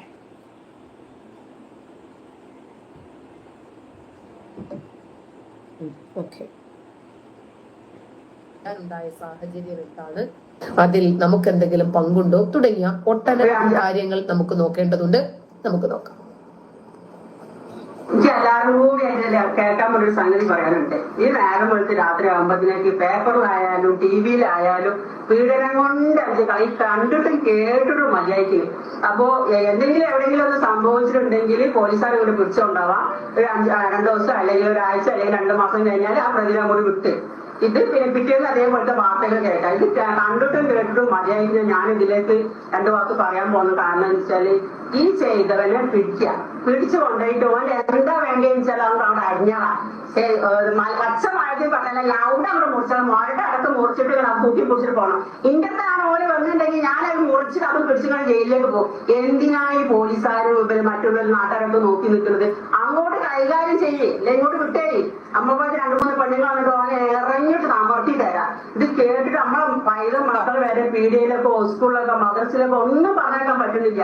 ഇതെന്നെ കേട്ടിട്ട് പേടി പിടിക്കാം. മതി സ്കൂൾ പഠിച്ചത് മദ്രസ് പഠിച്ചതെന്നാണ് ഞാൻ എന്റെ ഭർത്താവിനോട് പറയുന്നത്. എല്ലാവർക്കും ഒരു ആദ്യം കൊടുക്കില്ല. എന്റെ ഫ്രണ്ട്സുകളാവട്ടെ, എന്റെ അയൽവക്കക്കാരായിട്ട് എല്ലാവരും പറയും നമുക്ക് സ്കൂൾ വേണ്ട മദ്രസും വേണ്ട, മക്കളെ ഇതിന്റെ ഉള്ളിട്ട് പോറ്റാന്നാ പറയുന്നത്. അത്രത്തോളം വിഷമത്തിൽ എത്തിക്കുന്നു. അപ്പൊ എന്താണ് ഇതിനൊരു പ്രതികരണം വേണ്ടേ? നിങ്ങള് വലിയ വലിയ ആരെങ്കിലൊക്കെ എന്തെങ്കിലും കൊണ്ടുപോയിട്ടുണ്ടെങ്കിൽ അത് പീഡിപ്പിച്ചിട്ടുണ്ടെങ്കിൽ അതിന്റെ പിന്നാലെ നടക്കാൻ ഇഷ്ടംപോലെ ആൾക്കാരുണ്ടല്ലോ. എന്താ നമ്മൾ പാവങ്ങളായിട്ടാണ് നമ്മളെ പിന്നാലെ നടക്കാത്തത്? അതിനിപ്പോ എന്താ ഇനി പോലീസുകാർ നോക്കണ്ട, മന്ത്രിമാര് മറ്റവരെയും നോക്കണം. നമ്മളെ പോലെ നാട്ടുകാർ കൈകാര്യം ചെയ്യണം. അതേ ഇനി ഉണ്ടാവുള്ളൂ. പിന്നെ അത് നിർത്തണം. അങ്ങനെ ശക്തരായിട്ടുള്ള സ്ത്രീകൾ പ്രതികരിച്ചു തുടങ്ങി എന്നതാണ് യാഥാർത്ഥ്യം. മനസ്സിലായോ? അതായത് സർക്കാരിന്റെ പണവും വാങ്ങി ഇവര് മദ്രസകളിൽ എന്താണ് പഠിപ്പിക്കുന്നത് എന്ന് ജനങ്ങൾ ചിന്തിക്കുകയും പ്രതികരിക്കുകയും ചെയ്തു തുടങ്ങിയത് വലിയ ഒരളവ് വരെ നല്ലതാണ്. നമ്മുടെ അബ്ബാസ് ഉസ്താദ് പറഞ്ഞത് മദ്രസകളിൽ ഈ രൂപത്തിൽ ചെയ്യുന്ന ആളുകളുടെ മുഴുവൻ സുനയും അങ്ങ് എടുത്തേക്കണമെന്നാണ്. കാരണം ഇവര് ഈ ചെറിയ പൈതലുകളുടെ ശരീരത്തിന്റെ ഏത് ഭാഗം കാണുമ്പോഴാണ് ഇവർക്ക് ഉദ്ധാരണം ഉണ്ടാകുന്നത് എന്നൊന്ന് ചിന്തിച്ചു നോക്കിക്കേ. ഈ ടിക്കറ്റ് എന്താ ചോദിക്കുന്നത്? 4000 അവേഴ്സ് ആയോന്നു വാച്ച് അവർ.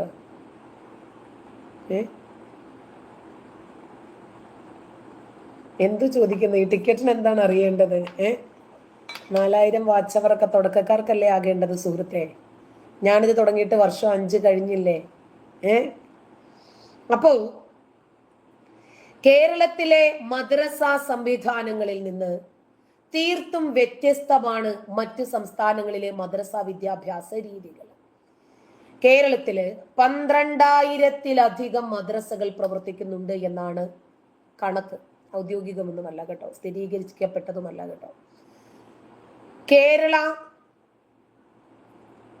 ന്യൂനപക്ഷ ക്ഷേമ വകുപ്പൊന്നും ഇതിനെ സംബന്ധിച്ച് വ്യക്തമായിട്ടുള്ള ഒരു റിപ്പോർട്ട് സമർപ്പിച്ചിട്ടുമില്ല.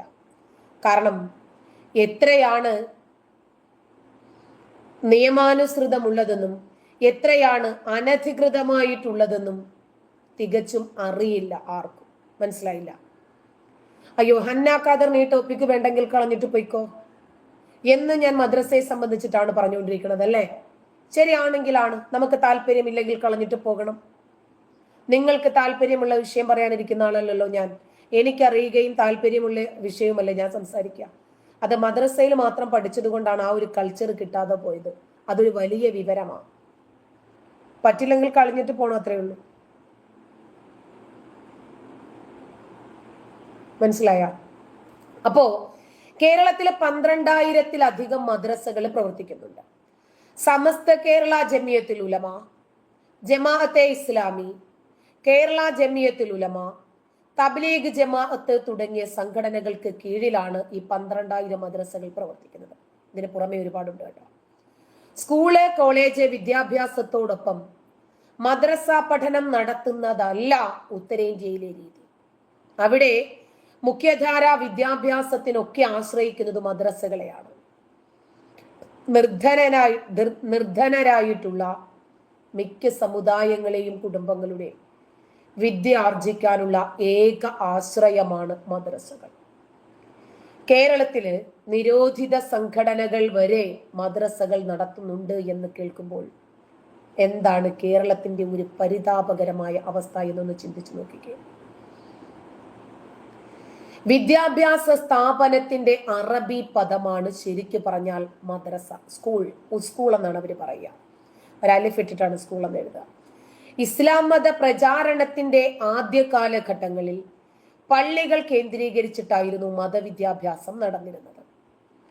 പിന്നീട് 10-ാം നൂറ്റാണ്ടായ സമയത്ത് മദ്രസകൾ ഇസ്ലാമിക ലോകത്ത് മതപരവും മതേതരവുമായിട്ടുള്ള വിദ്യാഭ്യാസ സ്ഥാപനങ്ങളായി രൂപാന്തരപ്പെട്ടു. ബ്രിട്ടീഷുകാർ പരിശ്രമിച്ചതുകൊണ്ട് ഇന്നത്തെ വടക്ക് കിഴക്ക് ഇറാൻ, മധ്യേഷ്യ, അഫ്ഗാനിസ്ഥാൻ എന്നിവിടങ്ങളിൽ നിന്നാണ് മദ്രസകളുടെ ആദ്യകാല തെളിവുകൾ ലഭിക്കുന്നത്. വലിയ മദ്രസകളിൽ വിദ്യാർത്ഥികൾക്ക് താമസ സൗകര്യം ഒരുക്കി അവിടെ നിർത്തിയാണ് പഠിപ്പിച്ചിരുന്നത്. പിന്നീട് ഉസ്താദുമാര് ശരിയല്ല എന്ന് കണ്ടപ്പോഴാണ് ആ ഒരു രീതി തന്നെ മാറ്റി പിടിച്ചത്. 2006 വിദ്യാഭ്യാസ എൻറോൾമെന്റിന്റെ നിരക്കനുസരിച്ചിട്ട് കേവലം 9.39 മാത്രമായിരുന്നു മുസ്ലിങ്ങൾക്കിടയിൽ ഈ മദ്രസ വിദ്യാഭ്യാസം ആർജിച്ചിരുന്ന ആളുകൾ.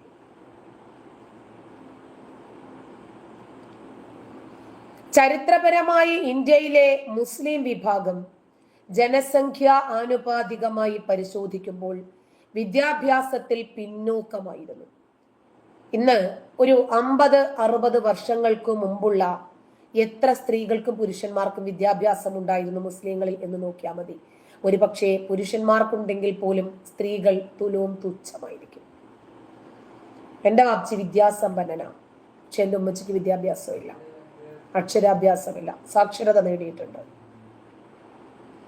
രാജ്യത്തെ ജനസംഖ്യയുടെ ഏകദേശം 14.2% മുസ്ലിങ്ങൾ ഉണ്ട് എന്നാണ് കണക്ക്. എന്നാൽ 2006 വിദ്യാഭ്യാസ എൻറോൾമെന്റിന്റെ നിരക്കനുസരിച്ച് 9.39 മാത്രമായിരുന്നു മുസ്ലിങ്ങൾക്കിടയിൽ ഉണ്ടായിരുന്നത് എന്നത് മനസ്സിലാക്കുക. അത് തന്നെയാണ് മദ്രസ വിദ്യാഭ്യാസത്തെ മുസ്ലിങ്ങൾക്കിടയിൽ വ്യാപകമാകാനുണ്ടായ പ്രധാനപ്പെട്ട ഘടകം. ഇത് മാത്രമേ ഉള്ളൂ. ഇന്ത്യയിലെ മദ്രസകളിൽ പഠിക്കുന്ന 90%-ലധികം വിദ്യാർത്ഥികളും ദരിദ്ര കുടുംബങ്ങളിൽ നിന്നുള്ളവരാണ്.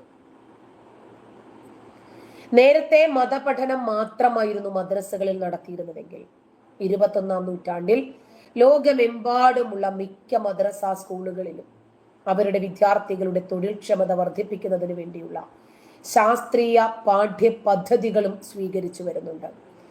ആധുനിക സാങ്കേതിക വിദ്യകൾ ഉൾപ്പെടെ ഉപയോഗിക്കുന്ന സിംഗപ്പൂരിലെ മദ്രസ സമ്പ്രദായമാണ് നമുക്ക് എടുത്തു കാണിക്കാനുള്ളത്.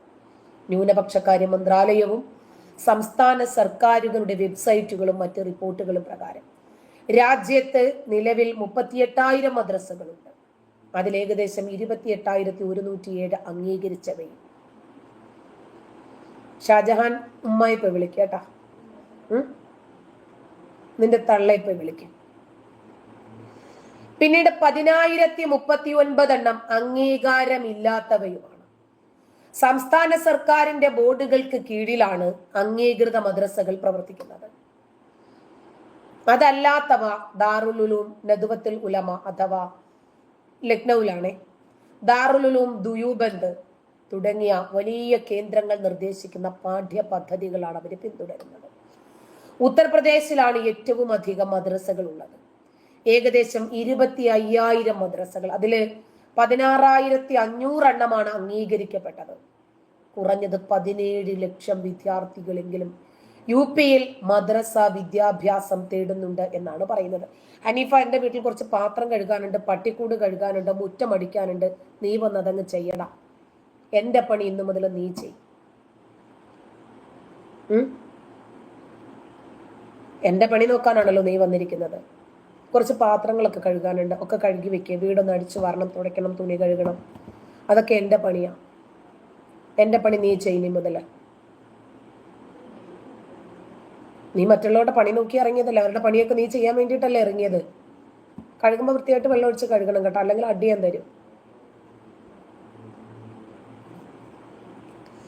അപ്പോ 17 ലക്ഷം വിദ്യാർത്ഥികൾ ഈ മദ്രസകളെയാണ് ആശ്രയിച്ചു കൊണ്ടിരിക്കുന്നത് എന്ന് ചുരുക്കം. ഇന്ത്യയിൽ മദ്രസകളിൽ 2 വിഭാഗങ്ങളാണുള്ളത്. പൊതു ചാരിറ്റിക്ക് വേണ്ടിയിട്ട് പ്രവർത്തിക്കുന്ന മദ്രസ ദൻസെ നിസാമി എന്നാണ് അതിന് പറയുക. അതൊന്നും നമുക്ക് പരിചയമില്ല. അവരെ സംസ്ഥാനത്തെ സ്കൂൾ വിദ്യാഭ്യാസ പാഠ്യപദ്ധതി പിന്തുടരാൻ പാടില്ല എന്ന് നിഷ്കർഷിക്കുന്നവരാണ്. അതായത് കണ്ടിട്ടില്ലേ, ഹിഫ്ള് കോഴ്സുകൾ, ഖുർആൻ കാണാപ്പാഠം പഠിക്കുക, കുട്ടികൾക്ക് മലയാളം വായിക്കാൻ എഴുതാനും ഒന്നും അറിയില്ല. ഇപ്പൊ പിന്നെ നിർബന്ധിതമായിട്ടുള്ള വിദ്യാഭ്യാസം, പ്രാഥമിക വിദ്യാഭ്യാസം നിർബന്ധമാണല്ലോ നമ്മുടെ രാജ്യത്ത്. അതുകൊണ്ട് ഇവർ ചെയ്യുന്നത് എന്താണെന്ന് അറിയാമോ? 8ാം ക്ലാസ് വരെ പഠിപ്പിച്ചിട്ട് 8ാം ക്ലാസ് കഴിയുമ്പോൾ കുട്ടികൾക്ക് 15 വയസ്സാകുമ്പോൾ, ഇപ്പോൾ വിവരാവകാശ നിയമപ്രകാരം കുട്ടികൾക്ക് വയസ്സ് തികഞ്ഞാൽ പരീക്ഷ എഴുതാമല്ലോ, അങ്ങനെ കൊണ്ടുവന്ന് 10ാം ക്ലാസ്സിലെ പരീക്ഷ എഴുതിപ്പിക്കും. അവർക്ക് അതുവരെ കിട്ടേണ്ടുന്ന അക്കാഡമിക് ക്വാളിഫിക്കേഷൻ ഒന്നുമില്ല. മറ്റ് ഭാഷാ പരിജ്ഞാനങ്ങളൊന്നുമില്ല. 10ാം ക്ലാസ്സിൽ എങ്ങനെയെങ്കിലും ഒന്ന് ജയിക്കാൻ വേണ്ടിയിട്ട് മാത്രം ഇവരെ പാകപ്പെടുത്തിയെടുക്കും. അതുവരെ ഒരു ക്ലാസ്സുകളും ഇവർ പഠിച്ചിട്ടേ ഇല്ല. അതും നിർബന്ധത്തിന് വഴങ്ങി മാത്രമാണ് കേട്ടോ, അല്ലാതെ കുട്ടികളുടെ ഭാവി സുരക്ഷിതമാകട്ടെ എന്ന് വിചാരിച്ചിട്ടല്ല, കുട്ടികൾക്ക് കുറച്ച് വിവരം കിട്ടട്ടെ എന്ന് വിചാരിച്ചിട്ടുമല്ല. മറ്റൊന്ന്, സംസ്ഥാനത്തെ മദ്രസ വിദ്യാഭ്യാസ ബോർഡുമായി അഫിലിയേറ്റ് ചെയ്തിരിക്കുന്ന മദ്രസ ദർസെ അലിയ എന്നാണ് പറയുക.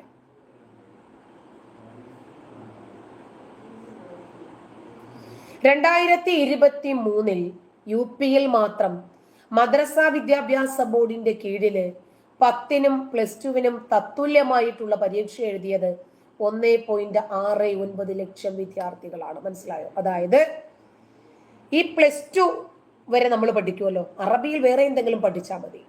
അത് ഞാൻ പറഞ്ഞുതരാം എന്താണ് പഠിക്കേണ്ടതെന്ന്. 10ാം ക്ലാസ് ആണെങ്കിൽ നമ്മൾ ഈ പഠിക്കുന്നത് പോലെ 8ാം ക്ലാസ് 9ാം ക്ലാസ് 10ാം ക്ലാസ് അതൊന്നും പഠിക്കണ്ട.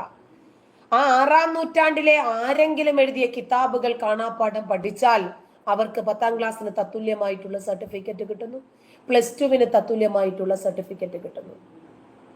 ഇന്ത്യയില് 20-ലധികം സംസ്ഥാനങ്ങളില് മദ്രസ ബോർഡുകൾ നിലവിലുണ്ട്.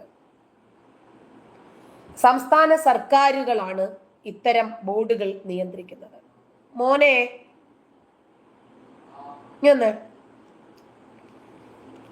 അതിനകത്ത് അധ്യാപകരുണ്ട്, മറ്റ് ജീവനക്കാരുണ്ട്. ഇവരെയൊക്കെ നിയമിക്കുന്നത് ആരാണെന്ന് അറിയാമോ?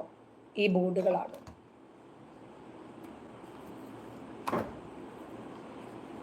ഹനീഫ മദ്രസയിലേ പോയിട്ടുള്ളൂ.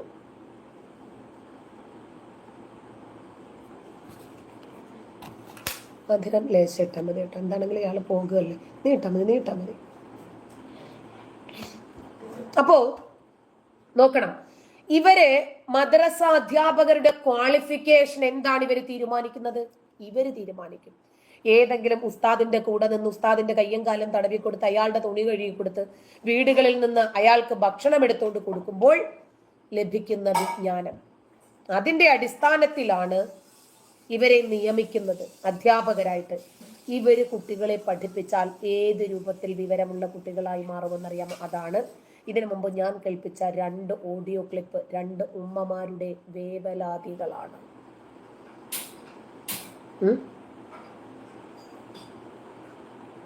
ഏതാണ്ട് കാര്യങ്ങൾ നിങ്ങൾക്ക് മനസ്സിലായിട്ടുണ്ടോ എന്ന് തോന്നുന്നു.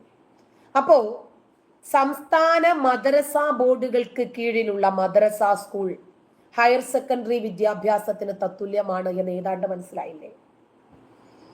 1.69 ലക്ഷം വിദ്യാർത്ഥികൾ +2-വിനും 10ാം ക്ലാസിന്റെയും തത്തുല്യമായിട്ടുള്ള പരീക്ഷ എഴുതി വിജയിച്ചു എന്ന് പറയുമ്പോൾ ഇവർക്ക് ഭൗതിക വിദ്യാഭ്യാസം ലഭിച്ചിട്ടില്ല, പക്ഷേ സർട്ടിഫിക്കറ്റ് ഇതിന് തുല്യമായിട്ട് 6ാം നൂറ്റാണ്ടിന്റെ മതം പഠിച്ചപ്പോൾ അവർക്ക് ലഭിച്ചിരിക്കുന്നു. പറഞ്ഞുതരാം. മദ്രസ വിദ്യാർത്ഥികൾക്ക് മൗലവി പരീക്ഷയുണ്ട്, അത് 10ാം ക്ലാസ്സിന് തുല്യമാണ്. ഇനി +2 ആണെങ്കിൽ ആലിം കോഴ്സ് ഉണ്ട്, അത് +2-ന് തുല്യമാണ്. ഇനി കാമിൽ ഫാസിൽ എന്ന് പറയുന്ന കാമിൽ എന്ന് പറഞ്ഞാൽ ബാച്ചിലേഴ്സ് ഡിഗ്രിയാണ്, ഫാസിൽ എന്ന് പറഞ്ഞാൽ MA ഡിഗ്രിയാണ്. ഈ യോഗ്യതകളൊക്കെയാണ് ലഭിക്കുന്നത്. നോക്കുമ്പോഴെന്താണ്, അവർ അറബിക് MA നമ്മൾ പ്രതീക്ഷിക്കും. ഇവരിൽ നിന്നും എന്തെങ്കിലുമൊക്കെ രാജ്യത്തിന് ഗുണമുണ്ടാകും. ഇവർ പഠിച്ചിരിക്കുന്നത് 6ാം നൂറ്റാണ്ടിന്റെ പുസ്തകമാണ്. ഇവരിൽ നിന്ന് എന്ത് പ്രതീക്ഷിക്കാനാണ്? നേരത്തെ നമ്മൾ പറഞ്ഞ സന്നദ്ധ സംഘടനകളുടെ കീഴിലുള്ള മദ്രസ ദർസെ നിസാമിയിലെ വിദ്യാഭ്യാസത്തിന്റെ മാധ്യമം എന്താണെന്ന് അറിയാമോ? അറബി, ഉറുദു, പേർഷ്യൻ. എന്നാലോ മദ്രസ ദർസെ അലിയ എന്ന national council of education research and ട്രെയിനിങ്ങിന്റെ പാഠ്യപദ്ധതിയാണ് ഇവർ ഉൾപ്പെടുത്തിയിരിക്കുന്നത്. ഇവര് പിന്തുടരുന്ന വിദ്യാഭ്യാസത്തിൽ കണക്കുണ്ട്, സയൻസ് ഉണ്ട്, ഹിന്ദി ഉണ്ട്, ഇംഗ്ലീഷ് ഉണ്ട്, സോഷ്യോളജി ഉണ്ട്. ഇതൊക്കെ ഇവിടത്തെ നിർബന്ധിത വിഷയങ്ങളാണ്. ഹിന്ദു മുസ്ലിം മതഗ്രന്ഥങ്ങൾ പഠിക്കാനുള്ള ഓപ്ഷണൽ വിഷയവും ഈ മദ്രസകളിലുണ്ട്. അതുകൊണ്ടാണ് ഇതിനെ നമ്മൾ പ്രോത്സാഹിപ്പിക്കുന്നത്. കുട്ടികൾക്ക് എന്തെങ്കിലും കുറച്ചൊരു വിവരം കിട്ടിക്കോട്ടെ. അംഗീകൃത മദ്രസകൾക്ക് സംസ്ഥാന സർക്കാരുകളാണ് ധനസഹായത്തിൽ ഭൂരിഭാഗം പങ്കും നൽകുന്നത്. കേന്ദ്ര സർക്കാരിന്റെ പിന്തുണയും അവർക്ക് ലഭിക്കും. അതേസമയം കേരളത്തിന്റെ ചിത്രം വ്യത്യസ്തമായതുകൊണ്ടാണ് മതസംഘടനകളുടെയും സന്നദ്ധ സംഘടനകളുടെയും പിന്തുണയോടുകൂടി ഇവിടെ മദ്രസകൾ പ്രവർത്തിക്കുന്നത്.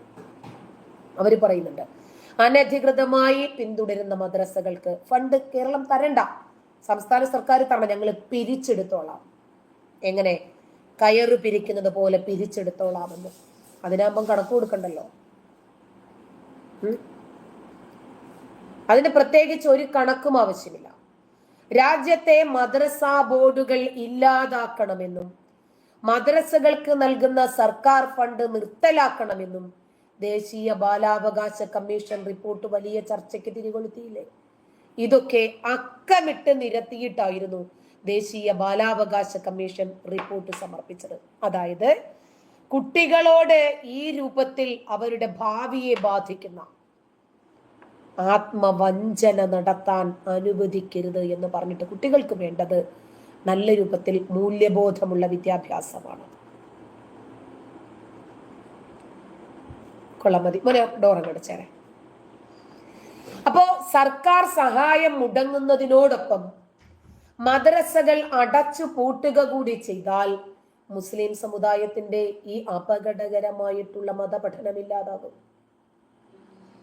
മുമ്പ് കേന്ദ്രമന്ത്രി ബന്ദി സഞ്ജയ് കുമാർ മദ്രസകൾക്കെതിരെ രൂക്ഷമായിട്ടൊരു വിമർശനം നടത്തി വിവാദത്തിൽ ഇടം പിടിച്ചിട്ടുണ്ട്. അതിന്റെ പിന്നാലെയായിരുന്നു ബാലാവകാശ കമ്മീഷന്റെ റിപ്പോർട്ട് എന്നത് മനസ്സിലാക്കണം.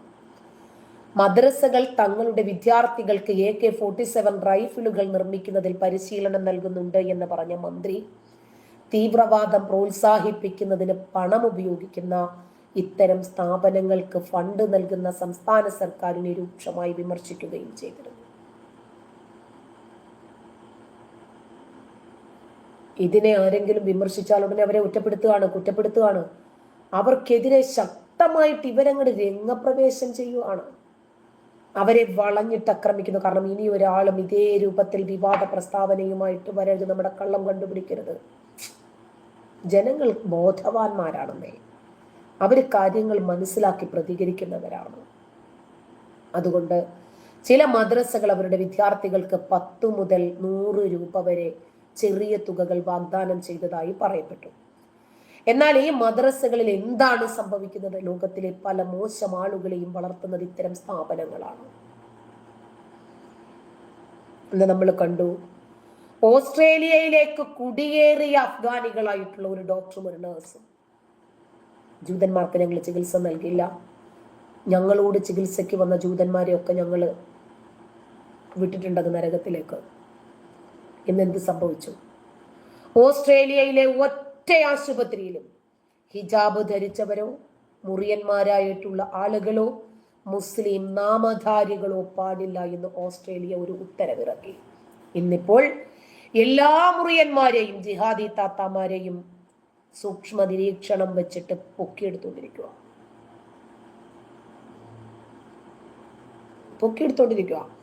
കാരണം നിങ്ങളുടെ സേവനം ഇനി ഈ രാജ്യത്ത് ആവശ്യമില്ല എന്ന് പറഞ്ഞിട്ട് സ്വന്തം രാജ്യത്ത് മുറ്റത്തിറങ്ങി നിന്നൊന്ന് മുറ്റമടിക്കാനോ തുണി കഴുകാനോ പോലും സ്വാതന്ത്ര്യമില്ലാതിരിക്കെ വീട്ടിനകത്തുള്ള ജനലുകൾ വരെ എടുത്തു മാറ്റിയ സാഹചര്യത്തിൽ നോക്കണം, ഇവർക്ക് ഈ രാജ്യത്ത് വന്ന് വിദ്യ അഭ്യസിക്കാനും ഡോക്ടറാകാനും മുഖം മറയ്ക്കാതെ വീഡിയോ കോളിൽ വന്നൊരു യൂട്യൂബറുമായിട്ട് സംവദിക്കാനും സാഹചര്യം ഒരുക്കിയതാരാ?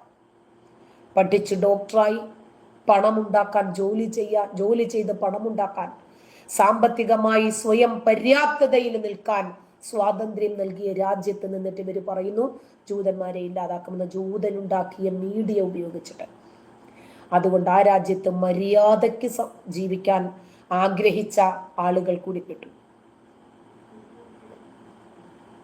നോക്കണം, ഇന്ന് നമ്മുടെ നാട്ടിലെ ഏറ്റവും മോശം സാഹചര്യങ്ങളിലുള്ള ആളുകളെ, റാഷിദ് അബ്ദുള്ളമാരെ കുംഭമേളയ്ക്ക് നിങ്ങൾ പോയി പൊട്ടിത്തെറിക്കണമെന്ന് പറഞ്ഞ, ഒരു ട്രക്ക് ഇല്ലാതാക്കണമെന്ന് പറഞ്ഞ, തീവണ്ടി പാളം തെറ്റിക്കണം എന്ന് പറഞ്ഞ, ഈ രാജ്യത്ത് കുഫാറുകളെ, കാഫിറുകളെ, അമുസ്ലിങ്ങളെ ഇല്ലാതാക്കണം എന്ന് പറഞ്ഞ റാഷിദ് അബ്ദുള്ളമാർ ഈ മദ്രസകളുടെ പ്രോഡക്റ്റുകളാണ്. എന്നിട്ടും സർക്കാർ ഈ സ്ഥാപനങ്ങൾക്ക് ഫണ്ട് നൽകുന്നു. പുതിയ സാങ്കേതിക വിദ്യകളും വിദ്യാഭ്യാസ പരിപാടികളും വികസിപ്പിക്കുന്നതിന്റെ മറവിലാണ് മദ്രസകൾക്ക് ഫണ്ട് നൽകുന്നത് എന്നും മന്ത്രി ആരോപിച്ചിട്ടുണ്ടായിരുന്നു. നേരത്തെ ബാലാവകാശ കമ്മീഷനും ഇതേ അഭിപ്രായ പ്രകടനമാണ് നടത്തിയത്. രാജ്യത്തെ ചില മദ്രസകൾ ഭീകരതയെ പ്രോത്സാഹിപ്പിക്കുന്നതിനോടൊപ്പം ഇന്ത്യ വിരുദ്ധവും ഇസ്ലാം അനുകൂലവുമായ പ്രവർത്തനങ്ങളിൽ ഏർപ്പെട്ടിരിക്കുകയാണ് എന്ന് ദേശീയ ബാലാവകാശ സംരക്ഷണ കമ്മീഷൻ സുപ്രീം കോടതിയെയാണ് അറിയിച്ചത്.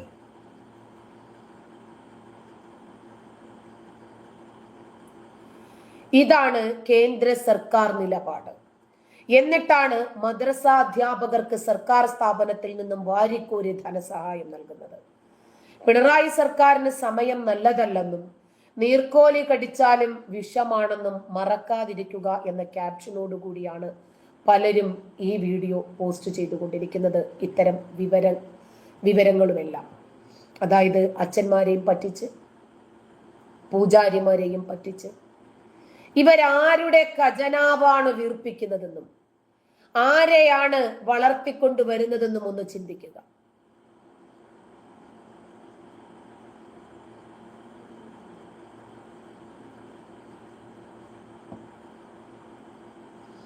മനസ്സിലായോ? ലക്ഷക്കണക്കിന് പണമാണ് മദ്രസകൾക്കു വേണ്ടി ഇവർ ഒഴുക്കിക്കൊണ്ടിരിക്കുന്നത്. അതുകൊണ്ടാണ് നമുക്ക് ഈ വിഷയത്തെ സംബന്ധിച്ച് വീണ്ടും വീണ്ടും എടുത്തു പറയേണ്ടി വരുന്നത്. മദ്രസകളിൽ കുട്ടികൾ സുരക്ഷിതരല്ല എന്ന യാഥാർത്ഥ്യം നമുക്കിതിന് മുമ്പ് തന്നെ അറിയുന്നതാണ്. അതിനുവേണ്ടി സർക്കാർ വക ഫണ്ടുകൾ കൂടി ചെലവാക്കുമ്പോൾ അതിനെ പ്രതിരോധിക്കുകയല്ലാതെ, അതിനെ വിമർശിക്കുകയും എതിർക്കുകയും ചെയ്യുകയല്ലാതെ പ്രത്യേകിച്ച് വേറെ വഴിയൊന്നുമില്ല. നമ്മളെ കൊണ്ട് സാധിക്കുന്ന രൂപത്തിൽ നമ്മുടെ നാട്ടിൽ നടക്കുന്ന ഒരു അനീതിയോട് സമരസപ്പെടാതെ നമുക്കതിനെ എതിർക്കാൻ സാധിക്കണം. അതാണല്ലോ നമ്മൾക്ക് ഈ രാജ്യത്തോടുള്ള പ്രതിബദ്ധതയും നമ്മുടെ സമൂഹത്തോടുള്ള പ്രതിബദ്ധതയും. ഞാനൊരു വീഡിയോ കൂടി കേൾപ്പിച്ചു തരാം.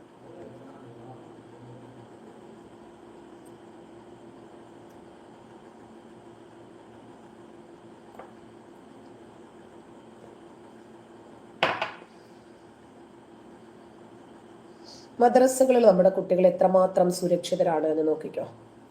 കേരളത്തിൽ മദ്രസ പീഡനത്തെ കുറിച്ചുള്ള വാർത്തകൾ അത് അസ്വാഭാവികതയൊന്നുമില്ല. കാരണം നിരവധി വാർത്തകൾ ഇതുമായി ബന്ധപ്പെട്ട് വളരെ റെഗുലറായി തന്നെ മലയാളികൾ മാധ്യമങ്ങളിലൂടെ വായിക്കുന്നുണ്ട്. അതിനെ ജില്ലകളോ അല്ലെങ്കിൽ താലൂക്കുകളോ ഒന്നും പ്രശ്നമല്ല. കേരളത്തിൽ അങ്ങോളം ഇങ്ങോളം ഇത്തരത്തിൽ മദ്രസകളിൽ പീഡനം നടക്കുന്നു, മദ്രസകളിൽ കൊലപാതകം നടക്കുന്നു, മദ്രസകളിൽ ആത്മഹത്യ നടക്കുന്നു. ഇത്തരം വാർത്തകളെല്ലാം നമ്മൾ നിരവധി തവണ റിപ്പോർട്ട് ചെയ്തിട്ടുള്ളതാണ്. ഇന്നിപ്പോൾ കൊല്ലത്ത് നിന്നും ഷൊർണൂരിൽ നിന്നും 2 മദ്രസ അധ്യാപകരാണ് അറസ്റ്റിലായിട്ടുള്ളത്. ഈ 2 മദ്രസ അധ്യാപകരും പ്രായപൂർത്തിയാകാത്ത കുട്ടികളെ ലൈംഗികമായി പീഡിപ്പിച്ചതിന്റെ പേരിലാണ് പോക്സോ കേസിൽ പിടിയിലായിട്ടുള്ളത്. കൊല്ലത്ത് അവരുടെയൊക്കെ മുഖം നോക്കിക്കേ. ഇവര് പറയുന്നു പെണ്ണ് അവരുടെ ശരീരത്തിന്റെ വടിവുകൾ കാണുന്ന രൂപത്തിൽ വസ്ത്രം ധരിക്കുമ്പോൾ പുരുഷന് നിയന്ത്രണം നഷ്ടപ്പെട്ടു പോകുന്നു. അങ്ങനെ നഷ്ടപ്പെടാൻ പാടുള്ളതാണോ നിയന്ത്രണം? നാളെ പെങ്ങള് നിൽക്കുന്ന കണ്ടാലും പെങ്ങളുടെ ശരീരത്തിന്റെ വടിവ് കണ്ടാലും കയറി പിടിക്കണമെന്ന് തോന്നുമോ? മോളെ കൂടെ കിടത്തിയാൽ മോളെ കണ്ടാലും കയറി പിടിക്കണമെന്ന് തോന്നുമോ? അത് മാനസിക രോഗമാണ്, നല്ല ആട്ടേ കിട്ടാത്ത തകരാറാണ്. മദ്രസകളിൽ പൈതലുകൾ ആകെ മൂടിയല്ലേ വന്ന് കയറുന്നത്, കറുത്ത വസ്ത്രം ധരിച്ച്. ആ കുഞ്ഞുങ്ങളുടെ ശരീരത്തിന്റെ ഏത് ഭാഗം കാണുമ്പോഴാണ് ഈ മാനസിക രോഗികൾക്ക്, ലൈംഗിക രോഗികൾക്ക് ഉദ്ധാരണം ഉണ്ടാകുന്നത്? ഏറ്റവും കൂടുതൽ പീഡനം നടക്കുന്നത് മദ്രസകളിലാണല്ലോ. പറയണം, മദ്രസകളിൽ നടക്കുന്ന പീഡനത്തിന്റെ ഉത്തരവാദിത്വം ആരേറ്റെടുക്കും? ഒരാളെയല്ല. കാസർഗോഡ് ഒരു ഉസ്താദ് ഇക്കഴിഞ്ഞ ദിവസം 17 കുട്ടികളുടെ പേരൻസ് ആണ് പരാതിയുമായി വന്നത്. 17 ആയിരിക്കുമോ? ഇനി 1700 ആണെങ്കിലും ഇവർ ഒതുക്കി തീർക്കും മദ്രസകൾക്കകത്ത്. കാരണം ഇസ്ലാം ഏറെ വിമർശിക്കപ്പെട്ടുകൊണ്ടിരിക്കുന്ന സാഹചര്യത്തിലാണുള്ളത്. അപ്പൊ ഇതുകൂടി അയ്യോ മുസ്ലിം വിരോധികൾക്ക് കിട്ടിക്കഴിഞ്ഞാൽ, സംഘികൾക്ക് കിട്ടിക്കഴിഞ്ഞാൽ അവർ വലിയ വാർത്തയാക്കും. മുസ്ലിങ്ങൾക്കാണ് അതിന്റെ കേടുണ്ടാവുക, അതുകൊണ്ട് മുസ്ലിങ്ങളെ പറയിപ്പിക്കരുത് എന്ന് പറഞ്ഞിട്ട് ഉസ്താദിനെ ഭിത്തിയോടെ ചാരി നിർത്തി 2 കുമ്മാങ്കുത്തും കൊടുത്തിട്ട് ആറ്റ പറഞ്ഞിട്ട് വിടും. അവൻ അടുത്ത മദ്രസയിൽ പ്രമോഷനോടുകൂടി ചാർജ് എടുക്കും സീനിയർ അധ്യാപകനായി. മദ്രസകളിൽ കുട്ടികൾ സുരക്ഷിതരല്ലാത്തത് അവരുടെ വേഷം കൊണ്ടാണോ? അതോ ഈ ലൈംഗിക രോഗികളുടെ ഉദ്ധാരണം നിയന്ത്രിക്കാൻ സാധിക്കുന്ന കമ്മിറ്റിയോ നിയമമോ നമ്മുടെ രാജ്യത്തില്ലാത്തത് കൊണ്ടാണ്. പ്രായപൂർത്തിയാകാത്ത പെൺകുട്ടിയെ പീഡിപ്പിക്കാൻ ശ്രമിച്ച മദ്രസ അധ്യാപകൻ കാട്ടുപുതുശ്ശേരി മുതിയക്കോണം സ്വദേശിയായ നവാസിനെയാണ് പോലീസ് പിടികൂടിയത്. മദ്രസയിൽ നമ്മുടെ നാട്ടിൽ ഏറ്റവും കൂടുതൽ ഓൺലൈൻ ആണെങ്കിലും അതല്ലാത്തതാണെങ്കിലും മാധ്യമങ്ങളുള്ളത് കാക്കമാർക്ക. എത്ര പേര് ഈ വാർത്ത സത്യസന്ധമായിട്ട് റിപ്പോർട്ട് ചെയ്യുമെന്ന് ആലോചിച്ച് നോക്കിയേ. കാരണം എതിർഭാഗത്തുള്ളത് ഞമ്മന്റെ ആളുകളാ, ഞമ്മന്റെ മതത്തിനാണ് അതിന്റെ പ്രഹരമേൽക്കുന്നത്. അതുകൊണ്ട് ഒരിക്കലും അവർ ഈ വാർത്ത റിപ്പോർട്ട് ചെയ്യില്ല. അതുകൊണ്ടാണ് നമുക്കിത് ചെയ്യേണ്ടി വരുന്നത്. ഓക്കെ, ാകാത്ത പെൺകുട്ടിയെ നവാസ് ലൈംഗികമായി പീഡിപ്പിക്കാൻ ശ്രമിക്കുകയായിരുന്നു. ഈ മാസം 13-നാണ് കേസിനാസ്പദമായ സംഭവം നടന്നത് എന്ന് പോലീസ് പറയുന്നു. നവാസിനെ കോടതിയിൽ ഹാജരാക്കി റിമാൻഡ് ചെയ്തു. മറ്റൊരു സംഭവം നടന്നത് ഷൊർണൂരിലാണ്. ഷൊർണൂരിൽ അല്പം പഴയ കേസാണ്. പ്രതിയെ പിടികിട്ടിയത് അല്ലെങ്കിൽ ഈ കേസാകുന്നത് ഇപ്പോൾ മാത്രമാണ് എങ്കിൽ പോലും 2022 മുതൽ 2024 വരെ 2 വർഷം ഈ കുട്ടിയെ മദ്രസ അധ്യാപകൻ പീഡിപ്പിച്ചു എന്നതാണ് കേസ്. പ്രായപൂർത്തിയാകാത്ത വിദ്യാർത്ഥിക്ക് നേരെ ലൈംഗിക അതിക്രമം കാട്ടിയതിന് മലപ്പുറം ഊർങ്ങാട്ടേരി സ്വദേശി കുട്ടക്കടവത്ത് വീട്ടിൽ ഇസഹാഖ് സഹദിനെയാണ് 51 വയസ്സാണ് ഇയാൾക്കുള്ളത്. ഇസഹാഖ് സഹദിനെയാണ് ഷൊർണൂർ പോലീസ് ഇന്ന് അറസ്റ്റ് ചെയ്തത്. നേരത്തെ സൂചിപ്പിച്ചതുപോലെ 2022 മുതൽ 2024 വരെ കാലയളവിൽ മണ്ണാർക്കാട്ടെ സ്ഥാപനത്തിൽ വിദ്യാർത്ഥി പഠിക്കുന്ന സമയത്ത് മദ്രസ അധ്യാപകനായി ജോലി ചെയ്തിരുന്ന പ്രതി ലൈംഗിക അതിക്രമം നടത്തുകയായിരുന്നു. പിന്നീടാണ് മാതാപിതാക്കൾ ഈ അതിക്രമത്തെക്കുറിച്ച് അറിയുന്നത്. അതിനുശേഷം പോലീസിൽ പരാതിപ്പെടുകയായിരുന്നു.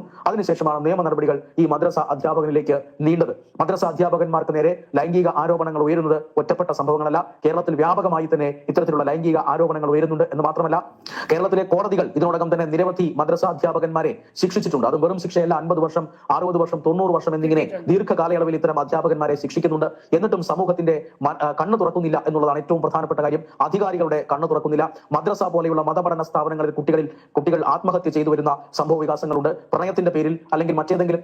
ആരിഫേ, ശരിക്കു പറഞ്ഞാൽ നമ്മളല്ലേ ഈ വിഷയത്തെ സംബന്ധിച്ച് സമൂഹത്തോട് സംവദിക്കേണ്ടവർ അല്ലേ?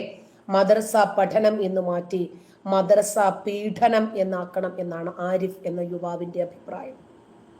ഫേക്ക് ഐഡിയ അല്ല, നമുക്കറിയുന്ന സുഹൃത്താണ്, നമ്മുടെ സ്ഥിരം പ്രേക്ഷകനാണ്. പലപ്പോഴും തന്റെ അഭിപ്രായങ്ങൾ അനുകൂലമാണെങ്കിലും പ്രതികൂലമാണെങ്കിലും തുറന്നു പറയുന്ന ഒരു വ്യക്തി കൂടിയാണ് ശ്രീ മുഹമ്മദ് ആരിഫ്. അതായത് മദ്രസകളിൽ നടക്കുന്ന ഇത്തരം വിഷയങ്ങൾ സമൂഹ മാധ്യമങ്ങളിൽ എത്തുന്നത് 200 നടക്കുമ്പോൾ 1 or 2 മാത്രമാണ്. കുട്ടികൾ പ്രതികരിക്കാൻ പഠിച്ചിട്ടില്ല. ഒന്നാമത്തെ കാര്യം, വീട്ടിൽ പോയി പറയുമ്പോൾ വേണ്ട, ഇപ്പൊ അതിനെക്കുറിച്ച് ഇനി ആരോടും പറയാനൊന്നും പോകണ്ട കേട്ടോ, ഇങ്ങനെ പറഞ്ഞിട്ട് ഇവര് തൽക്കാലം അതൊക്കെ ഒരു ഒത്തുതീർപ്പാക്കി വിടാറാണ് പതിവ്. ഒന്നാമത്തെ കാര്യം, പീഡിപ്പിക്കപ്പെട്ട കുട്ടിയാണ് തൻ്റെ മകൾ എന്നറിയുമ്പോൾ സമൂഹത്തിൽ ഉണ്ടാകാവുന്ന ഒരു പ്രശ്നങ്ങളുണ്ടല്ലോ, നാളെ നമ്മുടെ കുട്ടിയെ ബാധിക്കാവുന്ന ഒരു വിഷയമുണ്ടല്ലോ. ഒരിക്കൽ പീഡിപ്പിക്കപ്പെട്ടതിൻ്റെ പേരിൽ മറ്റാരെങ്കിലും എൻ്റെ കുട്ടിയെ കയറി പിടിക്കാൻ ശ്രമിക്കുമോ? ഇങ്ങനെ മാതാപിതാക്കൾ ഭയപ്പെടുന്നത് കൊണ്ടാണ് ഇതുപോലെയുള്ള വേട്ടക്കാർ വീണ്ടും വീണ്ടും ഉണ്ടാകുന്നത്. ഇവർ പഠിക്കുന്നത് മതമാണ്. ഇവിടെയാണ് നമ്മുടെ അക്കാഡമിക് ക്വാളിഫിക്കേഷൻ്റെ പ്രധാനപ്പെട്ട ഒരു വിഷയം വരുന്നത്. ഇവർ സ്കൂളുകളിൽ പോയിട്ടില്ല, ഇവരാകെ ഈ ദർസുകളിലാണ് പോകുന്നത്. വീട്ടിലെ ഏറ്റവും സ്വഭാവദൂഷ്യമുള്ള കുട്ടികളെയാണ് പണ്ട് ദർസുകളിൽ പഠിക്കാൻ കൊണ്ടാക്കുന്നത്. നമ്മുടെ സുലൈമാൻ തുർക്കി വിശദമായിട്ട് അതിനെ സംബന്ധിച്ച് 1 മണിക്കൂറിലധികം ഒരു വീഡിയോ ചെയ്തിട്ടുണ്ട്. ഏറ്റവും കൂടുതൽ കുസൃതി കാണിച്ച് വീട്ടിൽ നിത്യ തലവേദനയായിരിക്കുന്ന ഒരാളെ കൊണ്ടുപോയി ദർസിലാക്കും. ദർസിൽ നിന്ന് ഉസ്താദിന്റെ അവിടവും തടവി ഉസ്താദിന്റെ കയ്യും കാലും കഴുകി കൊടുത്ത്, ഉസ്താദിന്റെ ചെരുപ്പ് മൂടി പിടിപ്പിച്ചു കൊടുത്ത്, ഉസ്താദിന്റെ വസ്ത്രവും അയൺ ചെയ്ത്, ഉസ്താദിന് 3 നേരം മൃഷ്ടാനം വെട്ടി വിഴുങ്ങാൻ വീടുകളിൽ നിന്ന് ഭക്ഷണവും ഇരന്ന് കൊണ്ടുവച്ച് കൊടുത്ത്, അതിൽ നിന്ന് ലഭിക്കുന്ന എന്തെങ്കിലും അറിവുകളുടെ ഒരു പൊടിയും പൊട്ടുമൊക്കെ മാത്രമാണ് ഇദ്ദേഹത്തിന് ലഭിക്കുന്നത്. ഇങ്ങനെയുള്ള ഒരുത്തൻ പിന്നീട് ഒരു വലിയ സമൂഹത്തെ ഫോം ചെയ്യാനുള്ള നേതൃത്വം ഏറ്റെടുത്താൽ എങ്ങനെയിരിക്കും? കാരണം ഇവനും ഈ രൂപത്തിൽ തന്നെയാണ് കയറി വന്നത്. മനസ്സിലായോ? അബ്ബാസ് ഉസ്താദിന്റെ പ്രസംഗം എപ്പോഴും ഞാൻ വിചാരിക്കും കേൾപ്പിക്കണമെന്ന്, എടുത്തു വെക്കണമെന്ന് വിചാരിക്കും, പലപ്പോഴും ഞാൻ മറക്കും. അതായത് ഇവരൊക്കെയാണ് ഇനി നാളെ ഒരു സമൂഹത്തെ ഉദ്ധരിക്കാൻ വേണ്ടി വരുന്നതെങ്കിൽ എങ്ങനെയിരിക്കും എന്ന് ഒരു നിമിഷം ഒന്ന് ചിന്തിച്ചു നോക്ക്, നമുക്ക് കാര്യം ബോധ്യപ്പെടും. മദ്രസകളിൽ അവരും പീഡനം അനുഭവിച്ചവരുന്നേ, അപ്പൊ അവരെ അസുഖം മറ്റുള്ളവരിലേക്ക്. അങ്ങനെയാണ് ഓരോ ജനറേഷനിലുമുള്ള കുട്ടികൾ നിരന്തരം പീഡിപ്പിക്കപ്പെടുന്നത്. ഇന്നത് ഒരു പക്ഷെ 100 നടക്കുമ്പോൾ 1 മാധ്യമത്തിൽ എത്തുന്നുണ്ട്, പ്രതികരിക്കുന്നുണ്ട് എന്നതാണ് യാഥാർത്ഥ്യം. ഇത്രയും വാർത്തകളായിട്ട് ഇവന്റെ ഒക്കെ ഫോട്ടോകൾ വന്നിട്ട് പോലും ഇവരടങ്ങുന്നുണ്ടോ? മദ്രസ എന്നടിച്ചു നോക്കിയാൽ ഏത് ഓൺലൈൻ പ്ലാറ്റ്ഫോമിലും നമുക്ക് ലഭിക്കും ഒരുപാട് കാക്കാമാരുടെ ചിത്രം. അത് ചാവാനായ 90-കാരന്റെ ചിത്രവും അതിനകത്തുണ്ട് എന്ന് മറക്കരുത്. പല്ലവി ചാനൽ നമസ്കാരം. ടിക്കറ്റ് ബ്ലൂ കിട്ടിയാൽ സെർച്ച് ചെയ്യേണ്ടി വരില്ല. ആരോടാ എന്ത് ചോദിക്കുന്നത്?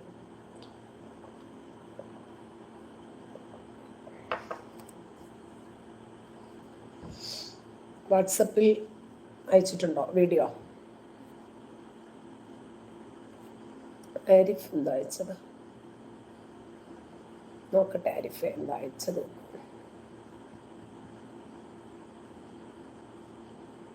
ആരിഫിന്റെ നമ്പർ സേവ് അല്ലാത്തത് കൊണ്ട് എനിക്ക് മനസ്സിലായിട്ടില്ല. ഒന്നും കൂടെ അയക്കാം ആരിഫെ.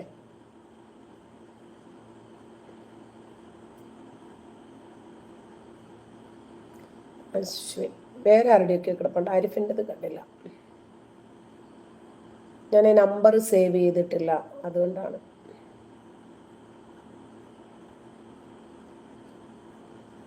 ഷീല ആന്റണി വേറെ ഒരുപാട് പേരുടേത് കിടപ്പുണ്ട് കേട്ടോ.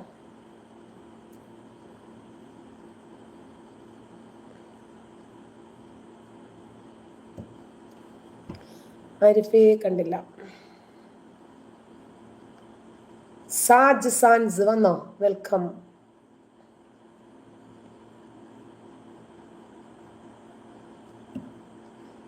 ആരിഫെ ഒന്നും കൂടി അയക്കി കേട്ടോ, കണ്ടില്ല.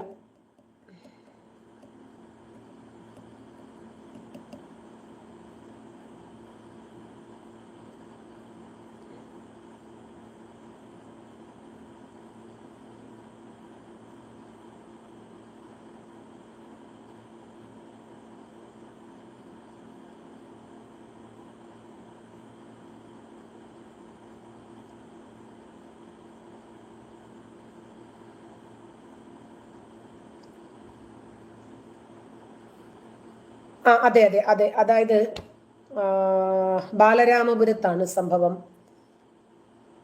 ഒരു പെൺകുട്ടി, ഒരു 16-കാരി പെൺകുട്ടി കെട്ടിത്തൂക്കിയതല്ലേ? അതെ.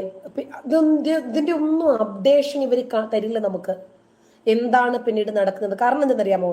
ഈ സ്ഥാപനവും ഈ കുട്ടിയുടെ പേരൻസും തമ്മിലൊരു ഒത്തുതീർപ്പാകും. അവിടെ വേറെ ഒരു കെമിസ്ട്രി വർക്കൗട്ട് ആവും.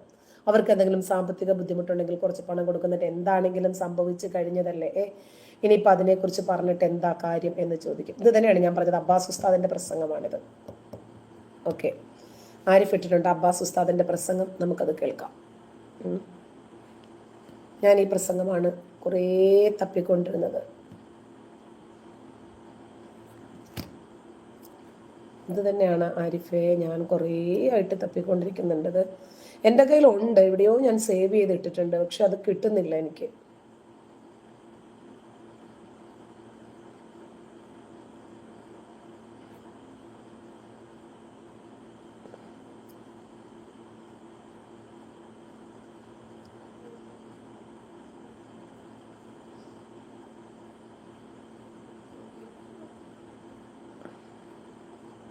ബ്ലൂടൂത്ത് കണക്റ്റ് ആകുന്നില്ല, നല്ല സൗണ്ട് കിട്ടുമല്ലേ.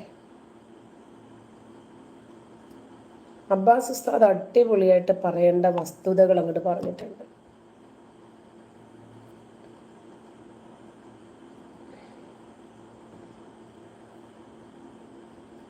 അപ്പൊ നമുക്കതൊന്ന് കേൾക്കാം.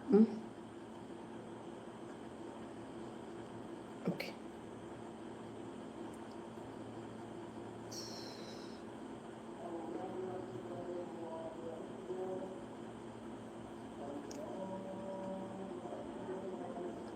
Vijayan thank you. അപ്പം നമുക്കൊന്ന് കേൾക്കാം. ബാങ്ക് വിളിക്കുന്നത് നല്ല സമയമാണ്. മദ്രസകളൊക്കെ പിടിക്കപ്പെടുന്ന വലിയ വലിയ തഹസീലുള്ള മൂല്യന്മാര് 18 കൊല്ലാ തടവ്. കാര്യം എന്താ? പ്രായപൂർത്തിയാകാത്ത കുട്ടികളെ കൊണ്ടുപോയിട്ട് ലൈംഗിക ആഭാസങ്ങൾക്ക് വിധേയമാക്കുക. ഉറക്കെ പറയരുത്, നമ്മളെ പണ്ഡിതന്മാരാ. എന്ത് പുണ്ണാക്കിലെ പണ്ഡിതനായി പ്രായപൂർത്തിയാകാത്ത പൈതങ്ങളെ ലൈംഗിക രതിവൈകൃതങ്ങൾക്ക് വിധേയമാക്കിയിട്ട് വലിയ വലിയ ഡിഗ്രി വെച്ച് നടക്കുന്ന ഈ കാപ്പാലികന്മാരുടെ ലിംഗച്ഛേദം നടത്തേണ്ടതല്ലേ? ഓല് മാന്യന്മാര് ഇങ്ങോട്ട് പറഞ്ഞു കൊടുത്താല് സ്വകാര്യമായ കാര്യമില്ലേ, അന്ന് പരസ്യമായിട്ട് പറയാൻ തുടങ്ങിയ അഡ്രസ് ഇല്ലാത്ത അവസ്ഥ ഉണ്ടാവും. ആ മേലെന്ന് വലിയ ഉസ്താദ് മുതലും തുടങ്ങേണ്ടി വരും.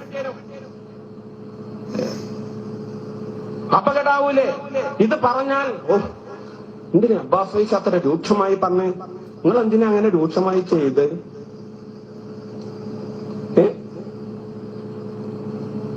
സാധാരണക്കാര് ചെയ്യോ അത്?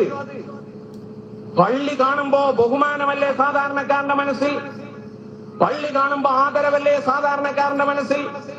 പള്ളി കാണുമ്പോ ഇത് അള്ളാഹുവിന്റെ പരിശുദ്ധമായ ഭൂമിയിലെ ശിആറാണെന്ന ചിന്തയല്ലേ സാധാരണക്കാരന്റെ മനസ്സിൽ? അത് കാണുമ്പോ ഇവിടെ പാരൊക്കെയുള്ള നമുക്ക് പറ്റണത് നോക്കുന്ന ചിന്ത ഒരു സമൂഹത്തിന് നേതൃത്വം കൊടുക്കുന്ന ആളുകളുടെ ഹൃദയത്തിൽ വളർന്നു വരുന്ന രീതിയിൽ ഒരു സമൂഹം നിബന്ധിക്കുകയും അവരൊക്കെ ഈ ഉമ്മത്തിന്റെ വലിയ നേതാക്കന്മാരാണ് എന്ന് പരിചയപ്പെടുത്തുകയും ചെയ്യുന്ന ദാരുണമായ രംഗത്തോട് സമരം ചെയ്യുക തന്നെ ചെയ്യുമെന്നാണ് ഖുതുബുസ്സമാൻ പ്രഖ്യാപിക്കുന്നത്. അവരെ ഹൃദയത്തെ നന്നാക്കണം, അവരെ ആട്ടിയോടിക്കല്ല. പൊന്നു ഹബീബന്മാരെ അപ്പണി ശരിയല്ല, മാറണ്ടേ? മദ്രസകൾ നടത്തിക്കോളി, ഖുർആൻ പഠിപ്പിക്കണം, ഹദീസ് പഠിപ്പിക്കണം, ഫിഖ്ഹ് പഠിപ്പിക്കണം, സുന്നത്ത് ജമാഅത്ത് പഠിപ്പിക്കണം. ഈമാൻ ഹൃദയത്തിൽ വേണം. അല്ലെങ്കിൽ പഠിപ്പിക്കൽ അങ്ങനെ നടക്കും, പുറത്ത് പടക്കൽ വേറെ നടക്കും.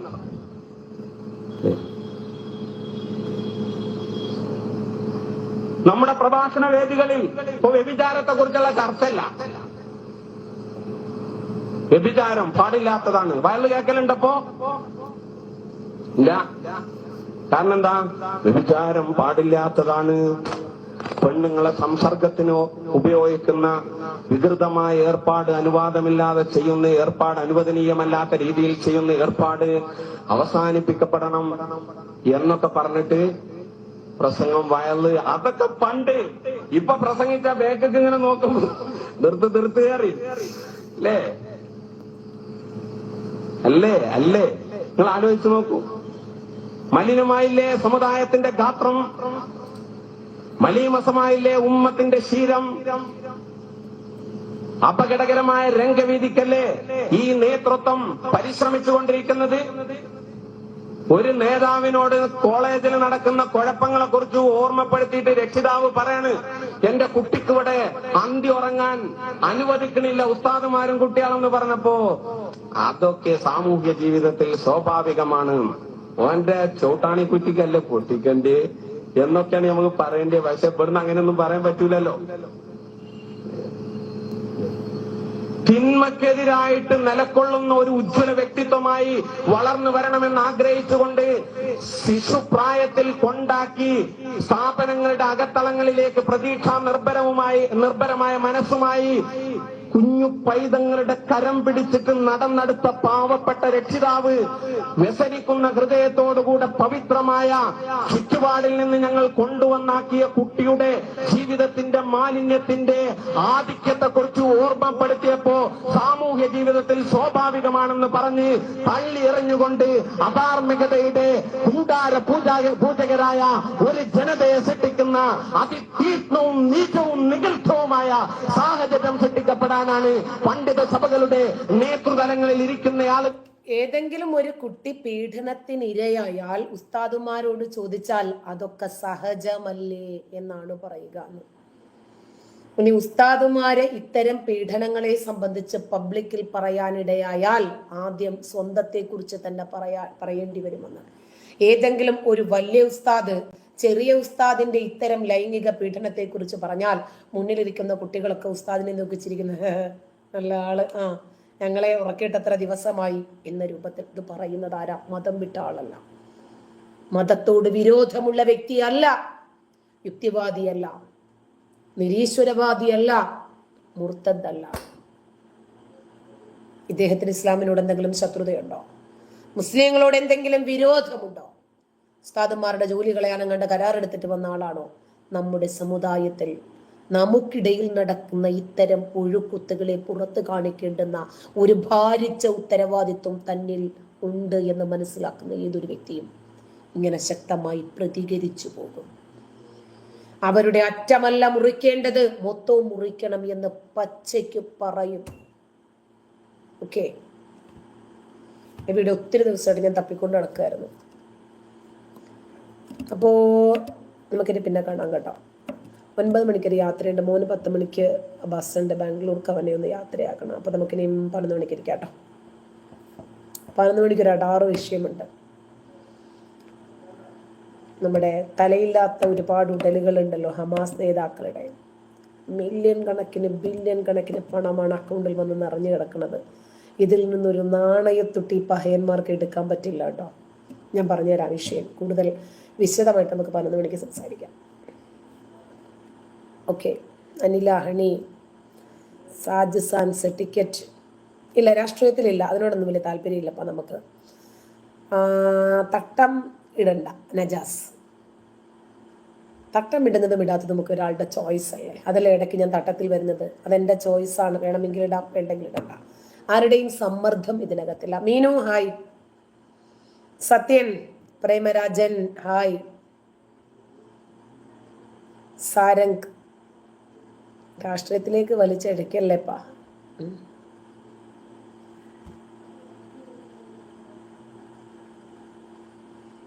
അത് മാത്രമല്ല ആരിഫെ, ഉസ്താദന്മാരുടെ പീഡനം ഒളിപ്പിച്ച് വെക്കുക എന്നതിലുപരി മാതാപിതാക്കളുണ്ടല്ലോ കുട്ടികളെ പറഞ്ഞ് അടക്കി മദ്രസകളിൽ എന്തുകൊണ്ടാണ് കുട്ടികൾക്ക് കൗൺസിലിംഗ് ഏർപ്പാട് ചെയ്യാത്തത്? എന്നാൽ കുട്ടികൾ തന്നെ പുറത്ത് പറയുമല്ലോ. അപ്പോഴാണല്ലോ ഇതുവരെ ഇത് പുറത്ത് പറയരുത് എന്ന് പറഞ്ഞിരിക്കുന്ന പേരൻസിനെതിരെയും ഈ അധ്യാപകർക്കെതിരെയും ഈ സ്ഥാപനത്തിനെതിരെയും ഒക്കെ കേസും പോലും ഒക്കെ വരേണ്ടത്. അതുകൊണ്ടാണ് കുട്ടികൾക്ക് കൗൺസിലിംഗ് കൊടുക്കാൻ ഇവർ തയ്യാറാകാത്തത്. കാരണം അവിടെയുള്ള മുഴുവൻ കുട്ടികളെയും കൗൺസിലിങ്ങിന് വിധേയമാക്കേണ്ടി വരും. എല്ലാവരും ഇരകളുമായിരിക്കും. അത് തന്നെ കാര്യം. അപ്പോൾ നമുക്കിനി വീണ്ടും കാണാം. ഓക്കെ. Sathyan thank you. നിങ്ങളുടെ പിന്തുണ തന്നെയല്ലേ നമ്മളെ വളർത്തുന്നതും ഈ മേഖലയിൽ പിടിച്ചു നിർത്തുന്നതും. അപ്പോൾ വീണ്ടും കാണാം. നിഷാദ് മീനു നിർത്തിയാലോ? റെനി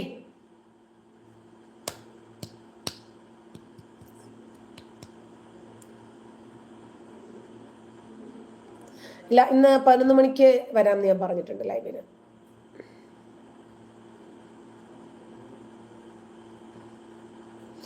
സാരംഗ് സുഡുവിന്റെ വോട്ട് ബാങ്ക് നമുക്ക് പറയാലോ. മീനു താമസിച്ചാണ് വന്നത്. ഓക്കെ നിഷാദ്